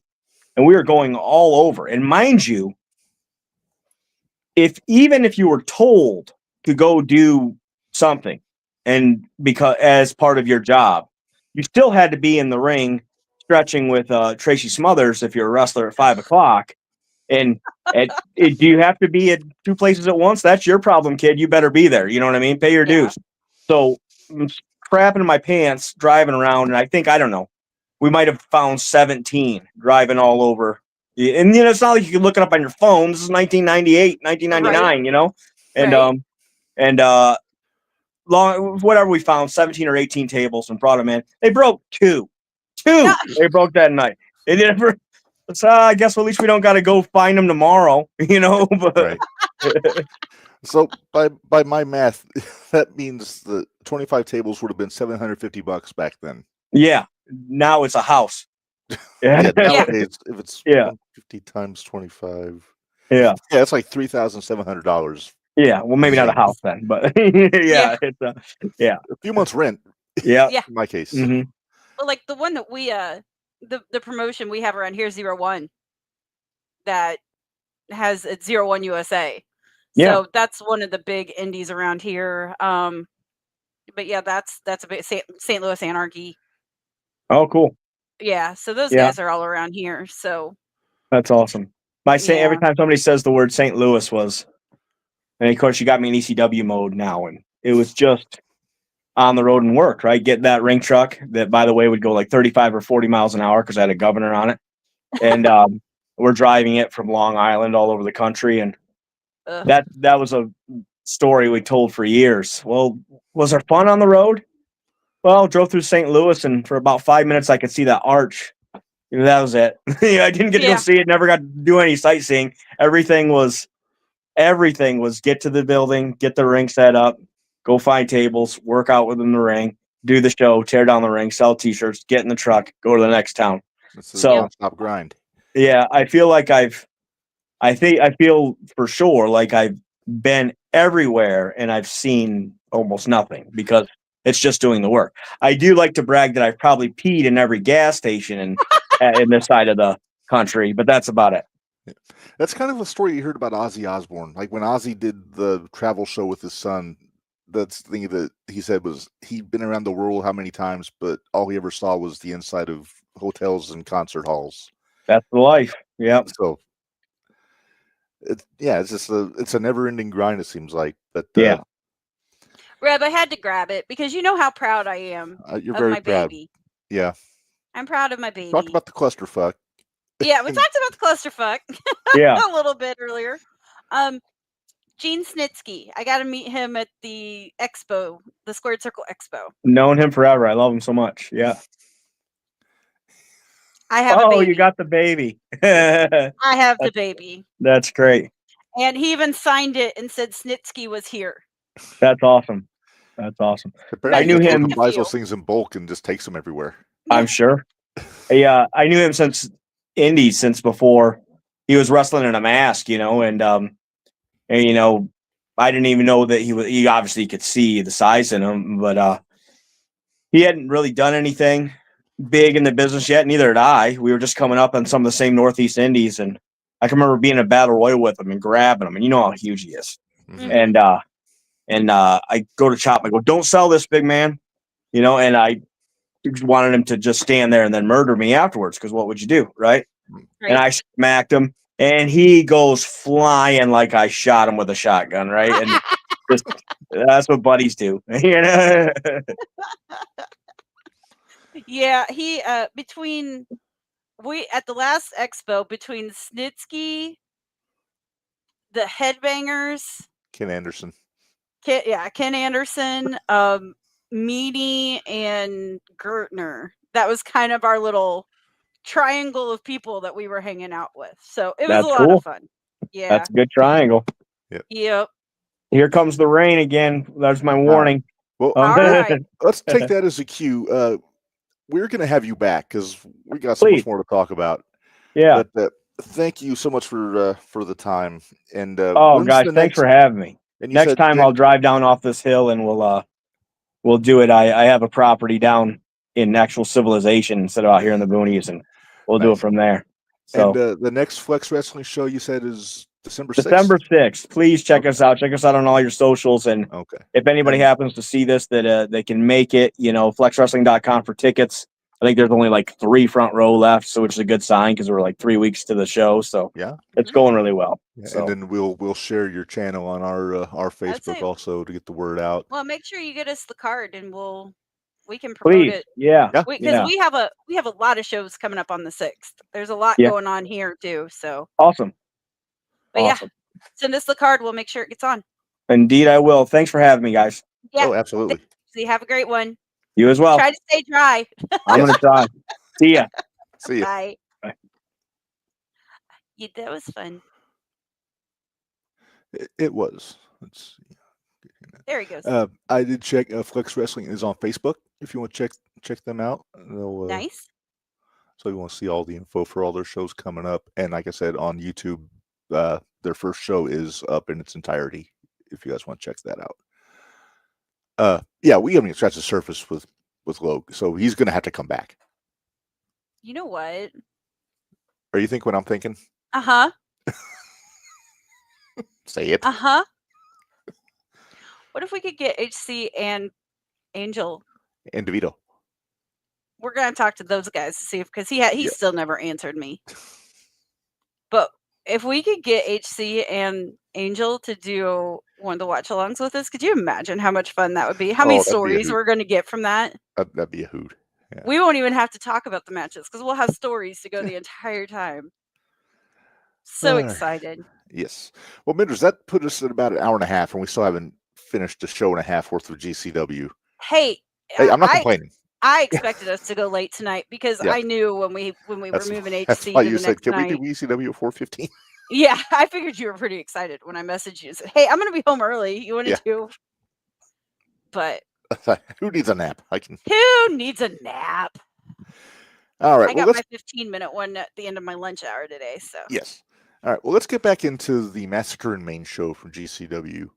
Yeah, where were we? We are picking up at the GCW World Tag Team Championship match, Minderz. Busting the Brain, Price of All, took on Starstruck. Starstruck. I made a point to text you when this match started to make sure you were watching. You did. And I wasn't. But because Starstruck is Anthony Green, who we saw on the Connecticut show the night before. And then for all you Dreamwave fans, his partner is Channing Thomas. And not only Channing Thomas. Not only, but was Sydney Bacabella. Sydney was there, and he popped me, Minderz. Oh, he grabbed that mic from Emil so quick. I thought, Emil hit. I thought Emil was going to punch somebody. It was like the third guy in a row that took the mic away from him. But Sydney, and I don't know if he does it every show he's on. The opening rap when he's introducing the Count of Monte Fisto and King of Sting and all that stuff. You know where he got that from? Where? He got that from the late Eric Priest of Team Underground from Chicago, who passed away last year. So I was wondering if he was doing that, if he started doing that as tribute, because that was Eric's rap before every match. He would Best in the Midwest, King of Sting, the Count of Monte Fisto, that kind of stuff. So Well, that why don't you reach out to your buddy? I've reached out a handful of times. Sydney doesn't reach back to me. Okay. Hello, Billy Sellers. Hi, Billy. But this was a really good tag team match. Oh yeah, it was. I was actually in my opinion, there was too many false. There were a few times I thought that Starstruck was going to win. I did too. Poor Sydney got his hair kicked off. That was hilarious. When he was in there with Busted in the Brain, I was like, oh, pull it off. And then they kicked him. I was like, perfect. The hair went flying. Yeah. Sydney Bacabella is a special kind of talent as far as wrestling managers go. Yes. And I'll put Sydney over to the moon. He's awesome. But Busted in the Brain retained. What? He loses his hair almost every time. But well, he needs to get some wig tape like I use when I'm doing the Rockaway Beach Ramones tribute band. That's how my hair stays on. I've Not never easy seen because you. my head sweats a lot. I've never seen you with your that band. Yeah, I think you showed up the day after. I did. I was there for you and Gary. Yep, the bearded dragon, Gary Vasilio, my buddy. Yes. I was looking for the Never Happened It's a Work. It's on the other screen. It's on the other one. Next up, we had the Limitless Wrestling World Championship. Limitless is the local promotion in Maine. And it was Desmond Cole beating Charles Mason to retain the Limitless Wrestling World Championship. Well, yeah, but I know, asterisk, but Scott Harden. I still say Marvin needs a chin strap. Yes. Yes. I don't know why Marvin hangs out with him. I don't know. I mean, Marvin has a problem making friends. I mean, he was hanging out with the lowlifes. How long? Yeah, I know. CMC when he was insufferable. Yeah, but that's neither here. Jordan got away from the lowlifes. That's true. All right, moving on. Marcus Mathers beat AC Romero. Wait, are we gonna say why there was an asterisk? We never did say why. That was Mason. Or I'm sorry, not Mason. The Cogers. Yeah, Atticus came out, and Otis and Napier. Mm-hmm. Because they came out and kind of ruined that one. And yeah. So Mason, he's kind of got butterfingers when it comes to indie championships. He lost to Billy at Jersey. He gets so close. He's so good. Close. He just can't seal the deal. He scares the hell out of me, but he's so good in the ring. When he turned and looked at the camera and just smiled, yeah, I was like, "Oh dear." How is he not on TV somewhere? I don't know. I mean, like big TV. Yeah, I don't know. Anyway, yeah. So that Atticus screwed Charles over, and Atticus said he is done. He said he's done with Charles Mason. He's done with Charles Mason. Mm-hmm. He actually said that before the next match, or the seventh match on the show. But Marcus Mathers beat AC Romero, and AC looks great. Yes, because he's got to be down at 150, 200 pounds. Because he was a big dude back in the day. I liked his big boy effing season. Yes. And the crowd was behind him. He is a big dude, but he was bigger. Oh, jeez. Yeah, he's a big dude. Yeah. But, and that was the thing, though. I wonder how much that messed with Marcus. That people weren't as behind Marcus as they normally are. No, AC was over. He was over. It says Ace on when he was introduced, but he'll always be AC to me when he was in Impact. Gotcha. Used to team up with Larry D. Remember him? Yes, I do. They were a tag team. Oh. I'm sending you something here just to look at. Uh-oh. But yeah, so the next match, I know you want to talk about this one. I do. Vandal 48, Atticus Otis and Napier. Uh-huh. Lost to Savage Gnome Dozer, which is Bear Bronson and Matt Tremont, no Bear Dozer, and Gabby Forza. I was impressed with Gabby. She is strong. Now, Her gimmick? She got Otis on her shoulders. I know. Her gimmick, I hate. Not a fan of the gnomes. I'm not a fan of the gnomes. Although seeing Bear Bronson and Tremont wear gnome hats. Mm-hmm. And Adam Galt. Oh, yeah, and Adam. Because he had the green one. The other two had the red one. But, man, and then she took, 2 sets of skewers in her head? Yeah. And... Tough broad. But those skewers she brought out, though, they looked even rougher. Yeah. She don't fuck around. But they had pretty little flowers on the end.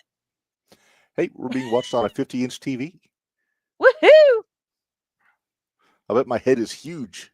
I bet it is, too. But yeah, so Savage Gnome Dozer got the win over Vandal 40. I think Mason may have helped a little bit. No, not that one. Well, that was the next night. No. It was the next match. No, not the next match. The following match. The last match. Yeah. Yeah. We'll get to it. But yeah, so Savage Gnome Dozer beats Vandal 48. The next match, I got to call an upset, Minderz. As much as I love him, Danhausen beat Shotzi. I know. I was surprised. I did not expect that. I was surprised. See, Billy's doing what I do. He's watching Wolfpack basketball on his laptop while watching us on TV. Yeah, well, I have us on on my computer, and I have Blood and Guts on my phone. Oh, how's that going, by the way? There's lots of blood and lots of guts. And Jamie Hayter just tried to put somebody through a table, and they are the table.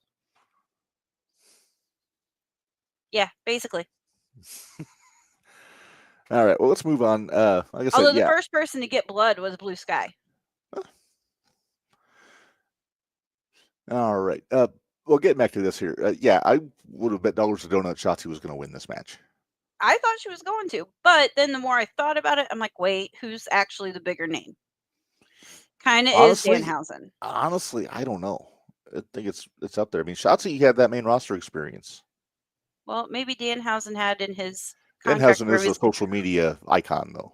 Yeah, where he was going to win at least 2 matches. Mm-hmm. All right, so the next match was Effie and Ricky Morton for the GCW World Championship. It wound up going to a no contest because all kinds of fuckery. Kerry Morton got involved, Koger, KJ Orso. Then Jelly came out and evened it up. So we ended up with a 3-on-3. And when they first told me who the quote-unquote heel 3 were, I was like, how is this going to work? Yeah, because it's KJ Orso, Atticus Koger, and Kerry Morton. That's kind of a motley crew. It really is. Because Kerry he likes to lead and be the focus. Mm-hmm. KJ, kind of the same thing. And Koger's just and then Atticus is just nuts. He just wants chaos. Yeah, he doesn't care. He just wants it to go crazy. Although Kerry and KJ could make an effective tag team, though. Yeah, they both have very slappable faces. Well, that's not where I was going with that, but okay. But they do. So yeah, so this impromptu 6-man tag match was the main event. The heels won. They did. KJ Koger and Kerry beat Joey Jelly, Joey Effie and Ricky. Joey Jelly. Only because Kerry rolled up his dad and had a handful of tights. And didn't he kick him into Hoovers? Not on this one. I'm sorry, that nobody knows what that means because we did that on the recording. Oh yeah, nobody knows what the Hoovers are right now. The Panucci's, the testicles. Yeah. The downstairs. The Richard Holiday signature move. There you go. But with the foot. So yeah, so that was the show in Maine. Their first time there. I'm sure they'll be back. It was so fun. I like that one a lot. Was this the show, Minderz, where the ring looked like the Edgewood ring as far as height? Yes. It wasn't very tall. It was not a tall ring, but that's all right though. As long as it's the dimensions are the same, they're good. You know, it actually kind of reminded me more of. I think it was taller than the Edgewood ring. It was probably closer to AVW's ring. I was going to say, yeah, because that one isn't full size, but it's not super low. Right. It's still a step to get it. Yeah. renewed. Who Sorry. did what? Oh, it's just Oh, sorry. Mercedes. Spoiler alert. It's AEW. There's no such thing as spoiler alert. That's true. Well, let's get Mercedes is throwing everybody out of the. I don't know what the hell she's doing. Is she doing her booty dance or whatever? No, she's kicked everybody, even her team partners, out of the ring. I don't know what she's doing. Ugh. Yeah. All right, well, let's get to happier things, Minderz. Namely, the Vermont show, Green Mountain and Me. This was a fun show. I liked this was a really fun show. I liked this show. Again, a lot of talent from Green Mountain Wrestling was involved. Mind you, okay, so at this point, I had started watching the Saturday night show, your Saturday show at 2. Uh-huh. And this one started at 4. So Yeah. I got through about 2 hours of the one, and then I started watching the other one. I watched it all the way through. I watched the first hour live, and then I had to shut it off because we were going to Zach Sabbath at the Canopy Club. That's right, I forgot. But so then the next morning I put it back on and watched the rest of it. So first match, the scramble match, Teriyaki beat Devious Cass, Anthony Green, Corey Jackson, Johnny Pearson, Flying Ryan O'Neal. I was I had it down to 2 people that I thought would win that. Ryan? Mm-hmm. Green? Nope. I had Teriyaki as one of the other ones. Yeah. He had just such a good weekend. He did. After that tag match, and he did. 2 scrambles and a tag. One bludgeoning by Matt Tremont, a tag match. Yeah, one bludgeoning by Matt Tremont. Then he had the tag team match, and then he had the scramble. All right. Next up, Marcus Mathers beat Don Freeze. And I sent you a message. I really like Don Freeze. Oh, yeah. Big Hoss dude. Yeah. Athletic. What is him and Big Hosses this weekend? I know, right? He had 2. I reacted to Don Freeze kind of the way I reacted the first time I saw Sam Stackhouse. Yeah, he should not be able to do that. Right. There was one moment where I thought he landed on his head on something, but other than that, I mean, he looked good. The offense was convincing. But but then Mathers got the win, What is that? What? Oh, sorry. I'm trying to figure out what this is that they're going to throw Mira onto. Mina. Whatever. I don't know her. Well, while you do that, I'm going to keep going. I think it was Legos. Maki Ito beat Selena Hecate. I hope I'm pronouncing that right. That was a pretty good match, too. It was good. I mean, there was a lot of names on this one. I was kind of like, who? But yeah. Yeah. And I kind of figured she would, because she kind of had a little bit of a rough weekend. She kind of did. She was owned. She won the first night, but then she lost the second night to KJ. Right. Minderz, for my money, the next match was the best match on the pay-per-view. What was it? This was the second tag team championship match of the weekend, which is Bustin' the Brain against Memory Museum, which was Abed Aronis, and I hope I'm not mispronouncing this, and Joe Cruel. Yep. And this was a fucking great match. Oh, it was. So good. If you get a chance, go to Triller and watch it, because damn. Yes. Damn. Price and Oliver, for my money, I think they're a better team than Price and Ratty were. And I love Garbage Daddies. We love Garbage Daddies, but you have to look at it this way, though. This is Bustin' the Brain. This is not Garbage Daddies. So when Garbage Daddies were doing their thing, then you got 2. Look at it. The way I kind of look at it is you have Alec Price and you have Ratty Daddy. Both of them are smaller built guys. Both of them are more, in my opinion, Ratty is a technical wrestler. Technician, yeah. And then Price you have, is nuts. Price is just nuts. But when you have Jordan Oliver and Price, then you have Oliver, who's the bigger guy that can do a little bit more of the setup. He's a technician, but he's also strong. He can and he can do some of the setups for them and be a base for a lot of things. So I really I like it. I'd also put it out there that I think that Oliver and Price, I think, go back farther. Like They do. trained together and all that. They're from the same part of the country. Price and Radrick were almost like the Bar back when they first started. Sheamus and Cesaro, as far like they were rivals first, Right. and then they got put together as a team. Then they decided to work together. Yeah. Yeah. But no, I'm a big fan of Bustin' the Brain. I think they're nominated for Tag Team of the Year for Shooties. They bet. I'm sure they well, Yeah. we probably have them nominated as YNDP, but Yeah, well, yeah. All right. Next up, Ricky Morton beat Kerry Morton. This was bubbling to a simmer after the whole weekend. yeah, to a simmer. Jersey Championship Wrestling World Championship, Billy Starks defeated Shotzi to retain.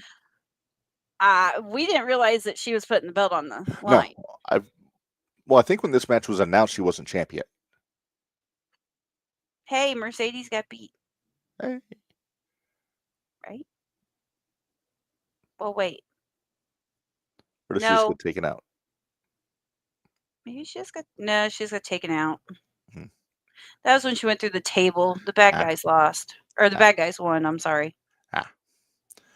All right, moving on here. Bear Dozer, Bronson and Tremont, beat the Lost Boys of Miles Penn and Ryan Riz. That was really good, too. It was. Those tag matches at the end there were really good. You remember I sent you a message during this match? I thought that maybe Bronson and Tremont were kind of given too much. Yeah. They gave a lot on that one. They did. And but, you know what? You can't really complain because they're so good as a team. I am going to throw back to Saturday here for just a quick second. Mm-hmm. I want to yell at Marcus. Okay. You're going to do that back kick, like that heel kick when they're down on their knees. Uh-huh. How about you connect? Yeah. I can't imagine the Breeze would knock AC down. I can't either, but it did. After our conversation earlier in the show, can I throw out a wish list item? What? Can we get Bear Dozer against the Carnage Crew on a GCW show?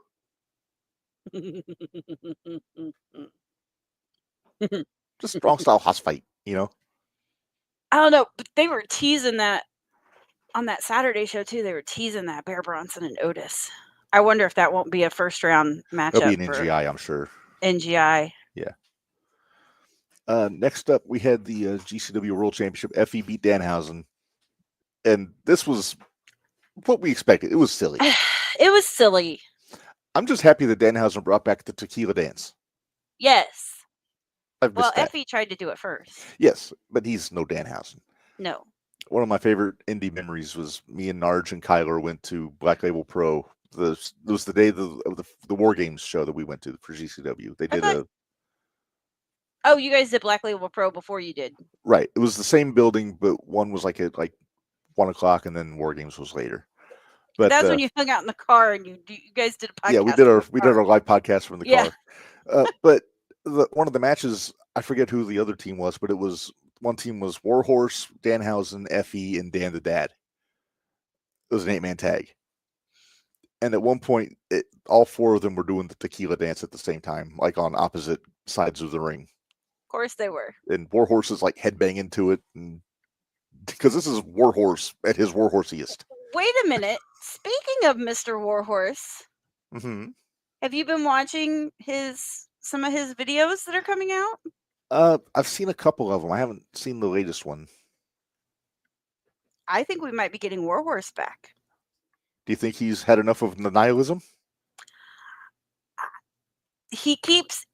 There was one the other day where he was picking up toys in his kid's room, and one of them was his doll, where he was the Warhorse doll. The Warhorse doll. Interesting. So, and there's been a few. You'll have to look it up on Facebook look it up on Facebook. I'll have to or look Insta. for it, yeah. Instagram, I think he's got it on too. Yeah. But go check it out because they've been quite interesting. Makes me kind of think we might get Viking War Party back. Hey, well, he is teaming with Herzog. I know. That's why I said that. Just got to dust off Frank Wyatt and get him back in there. Yeah, I don't know if we're going to get him up from Tennessee or not, but we'll see. Well, we got the main event was scheduled for this to be a Green Mountain Wrestling Championship match. Mike Skiros defending against Joey Janela. It wound up a no contest because, again, fuckery. Always. Orso came out and jumped Jelly. Yep. So then Mullet Man came to Janela's rescue. And we got a tag team match. We did. 2 shows in a row, a world title match got thrown out for an impromptu tag. No wonder Effie's keeping a hold of that belt. But so it ended up being Joey Janela and Mullet Man against KJ and Skiros. Which that almost makes me wonder if his knee's not completely healed yet. I wonder. Because he can hide. He can hide in a tag team match. Yes, especially a 6-man. Mm-hmm. And the match. And he did. Well, the match with Danhausen, it was a lot of haha, It was a lot of funny, yeah. Especially when he had to pay. He had to pay to get a body slam. To get a body slam. He keeps pulling money out of his trunks. I was like, oh boy, here we go. Well, you know how Danhausen loves that human money. He loves that human money. Yep. We all love that human money. We do. Joey and Mullet Man won. Yes. But the title didn't change hands. Right. Oh, can we point out that, Atticus basically said he was done with Charles Mason and he was going to that was the whole reason. Yeah, because him and Mason ended up fighting to the back. Yes, because Mason was not done with that. Because Mason wasn't done with Atticus. Mason is not done with Atticus. Oh, dear Lord. What? Oh, jeez. Oh, they're already starting it. They're not even out to the ring yet. Oh, is the whole show just the 2 blood and guts matches? Yeah, I think so. Although the guys haven't even got there yet. Right. Well, Minderz, like I said, we don't have anything to make picks on this week. Which is so weird. We will next week, though. Will we? Well, I know we got to do Full Gear on JTR. And then, wait, do we have anything next week? Because we were going to have the New Way Pro, but that show got canceled. Right. But next week on this show, we have Damn Right Sam Night. Is it next week or the week after? No, it's next week. So this coming Wednesday. Yes. A week from today. A week from today. Nice. Because remember, his match is the week of Thanksgiving. Right. And we I don't think programming. We're not doing a show on Thanksgiving. We usually don't. No, we're not going. That was the reason we don't do one on the Wednesday before Thanksgiving. Yeah. That's the reason we were having Sam come on next week. Right. It just kind of snuck up on me is all. Yeah, but Sam will be on next week, and it will be his final podcast with us as a wrestler. As a wrestler. I mean, we're gonna try to get him back just to shoot the shit. Oh yeah, just to get some thoughts. Just check in, see how he's doing. Check in with him, see how he's doing. But yeah, so he will be on with us next week. The week after, we will not do a show, and then we'll be back in December after that. And man, do we have crap. Then we'll have a lot of picks because next week, though, we'll have to make all of our picks for the 29th. Yeah. Because 29th, we've got 0-1. We've got Sam Night Show. We've got, what else is going on? Is that it? Because the 6th, I know we've got Pro Wrestling Glory. We've got PWE, and we've got Dreamwave. Right. And you'll have to see what we have for GCW if we need to make picks next week. Oh yeah, I'll keep an eye out for that. It's usually about every other week that they're having shows now. Yeah. I know they've got one the 22nd. I'm just trying to think of where it's at. I want to say it's the UCC, but I don't think so. I might. I want to say it's UCC. I don't think it's UCC. They got one coming up there. Yeah, I knew they did. And Might then, of be course, Arizona. Might be. And then, of course, we've got NGI 10 coming up. So yes, which I know you love a whole show full of death matches. You know what? As long as I'm prepared for it. Hey, Dr. Redacted's going to be there. I would say Dr. Redacted's in it. Otis is in it. Bear's in it. Tremont hasn't. Has he been? I think he's going to be in it because I think he defends the title in it. Okay. Mr. Danger's going to be in there probably. Mr. Danger's in there. Murdoch. He hasn't won his match yet, I don't think. Uh, Because you have to win a match to yeah. get into it. Oh, that's true. That's true. Yeah, Hold on. Bear, I just had this up the other day, or I was just looking at this today. I think this is the first time in a while we've gone 2 hours on this show. Well, again, For good it's the reason. first time in a while we had a. Yeah, I was liberally planning on 45 minutes with Logan. I didn't think we were going to go over an hour with him. So, again, Hey, if he wanted to do it, I'm down for it. heck yeah. And we're not even I'm done with always him, down to talk any type of wrestling. I don't care. especially with guys that have stories like. Okay, so here are the ones that are in it. Jack Harrop. Spell it. Harrop. Harrop. Harrop. Drew Parker And his darts. and his darts. Mr. Danger, Mm-hmm. Bear, and Otis. And that's the only ones they have in it so far. There's only 5. Oh, so Tremont hasn't 1, even 2, been announced 3, yet. 4, 5. Yeah, there's only 5 in it so far. I can't remember if that's an 8-man or a 16-man tournament. Oh, wanna- shit. I want to say 8. What? Dream On is in East Rutherford, New Jersey. Oh, it's at the mall. Yep. At American Dream. What? Breathe. Bear Dozer versus Dreamer and Rhino. Oh wow.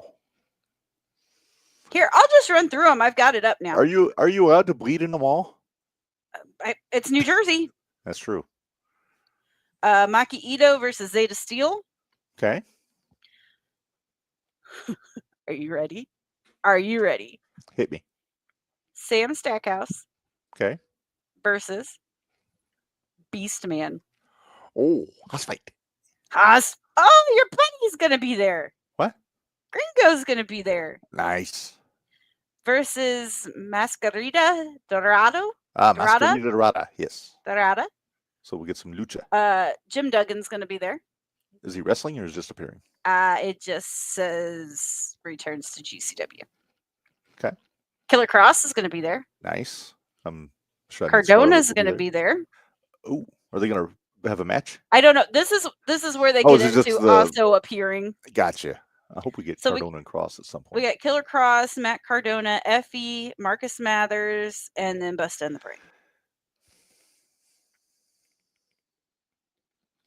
All right. Sounds like it could potentially be a pretty stacked show. And that's probably going to be an afternoon show.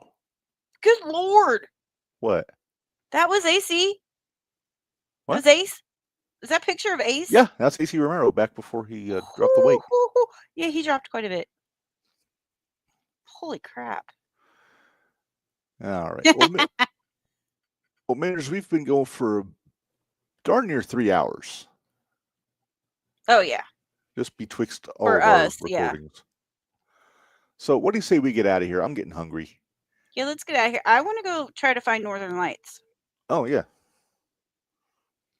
I'm not sure think if Mom the and wife I are had any gonna- luck because I know she was going out to try. I think Mama and I are going to go take a little drive. Sounds like a good time. Well, we're going to get out of here. Thanks again to HC Loc. Like I said, we're going to have him. I don't know if it's going to be on JTR, if it's going to be on here again, but he will be back, and we're going to get into more stuff with him because that was awesome. The ECW guys never disappoint, do they? They don't. They really don't. Because we had a blast. Every ECW guy we've had on, we've had a blast with. Yeah. Really, there's not anybody that we've had on that we haven't. No. I mean, there's some 0-1 guys that have annoyed you, but, you know, Well, yeah. trust, you know,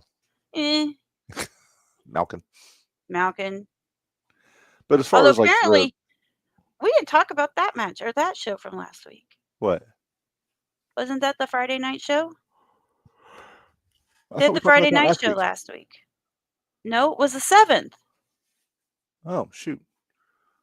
I never Well, got why results. don't we? You know what? We'll try to find some results. We'll talk about it next week. Yeah, I was gonna say let's get the results and talk about it next week because Yeah, I had a complete brain fart. So yeah, I totally did too because they had their Friday night show that was Herzog and Victor. yeah.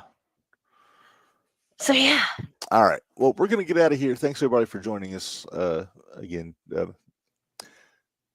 Don't forget Tuesday, Jumping the Rail, we'll be making our full gear picks. And then Wednesday, we will have Sam Knight on the Shootout. Damn right. Damn right. And until then, as always, for Minderz, this is Reb reminding y'all, have this hard, work stiff, and we will see you guys next time.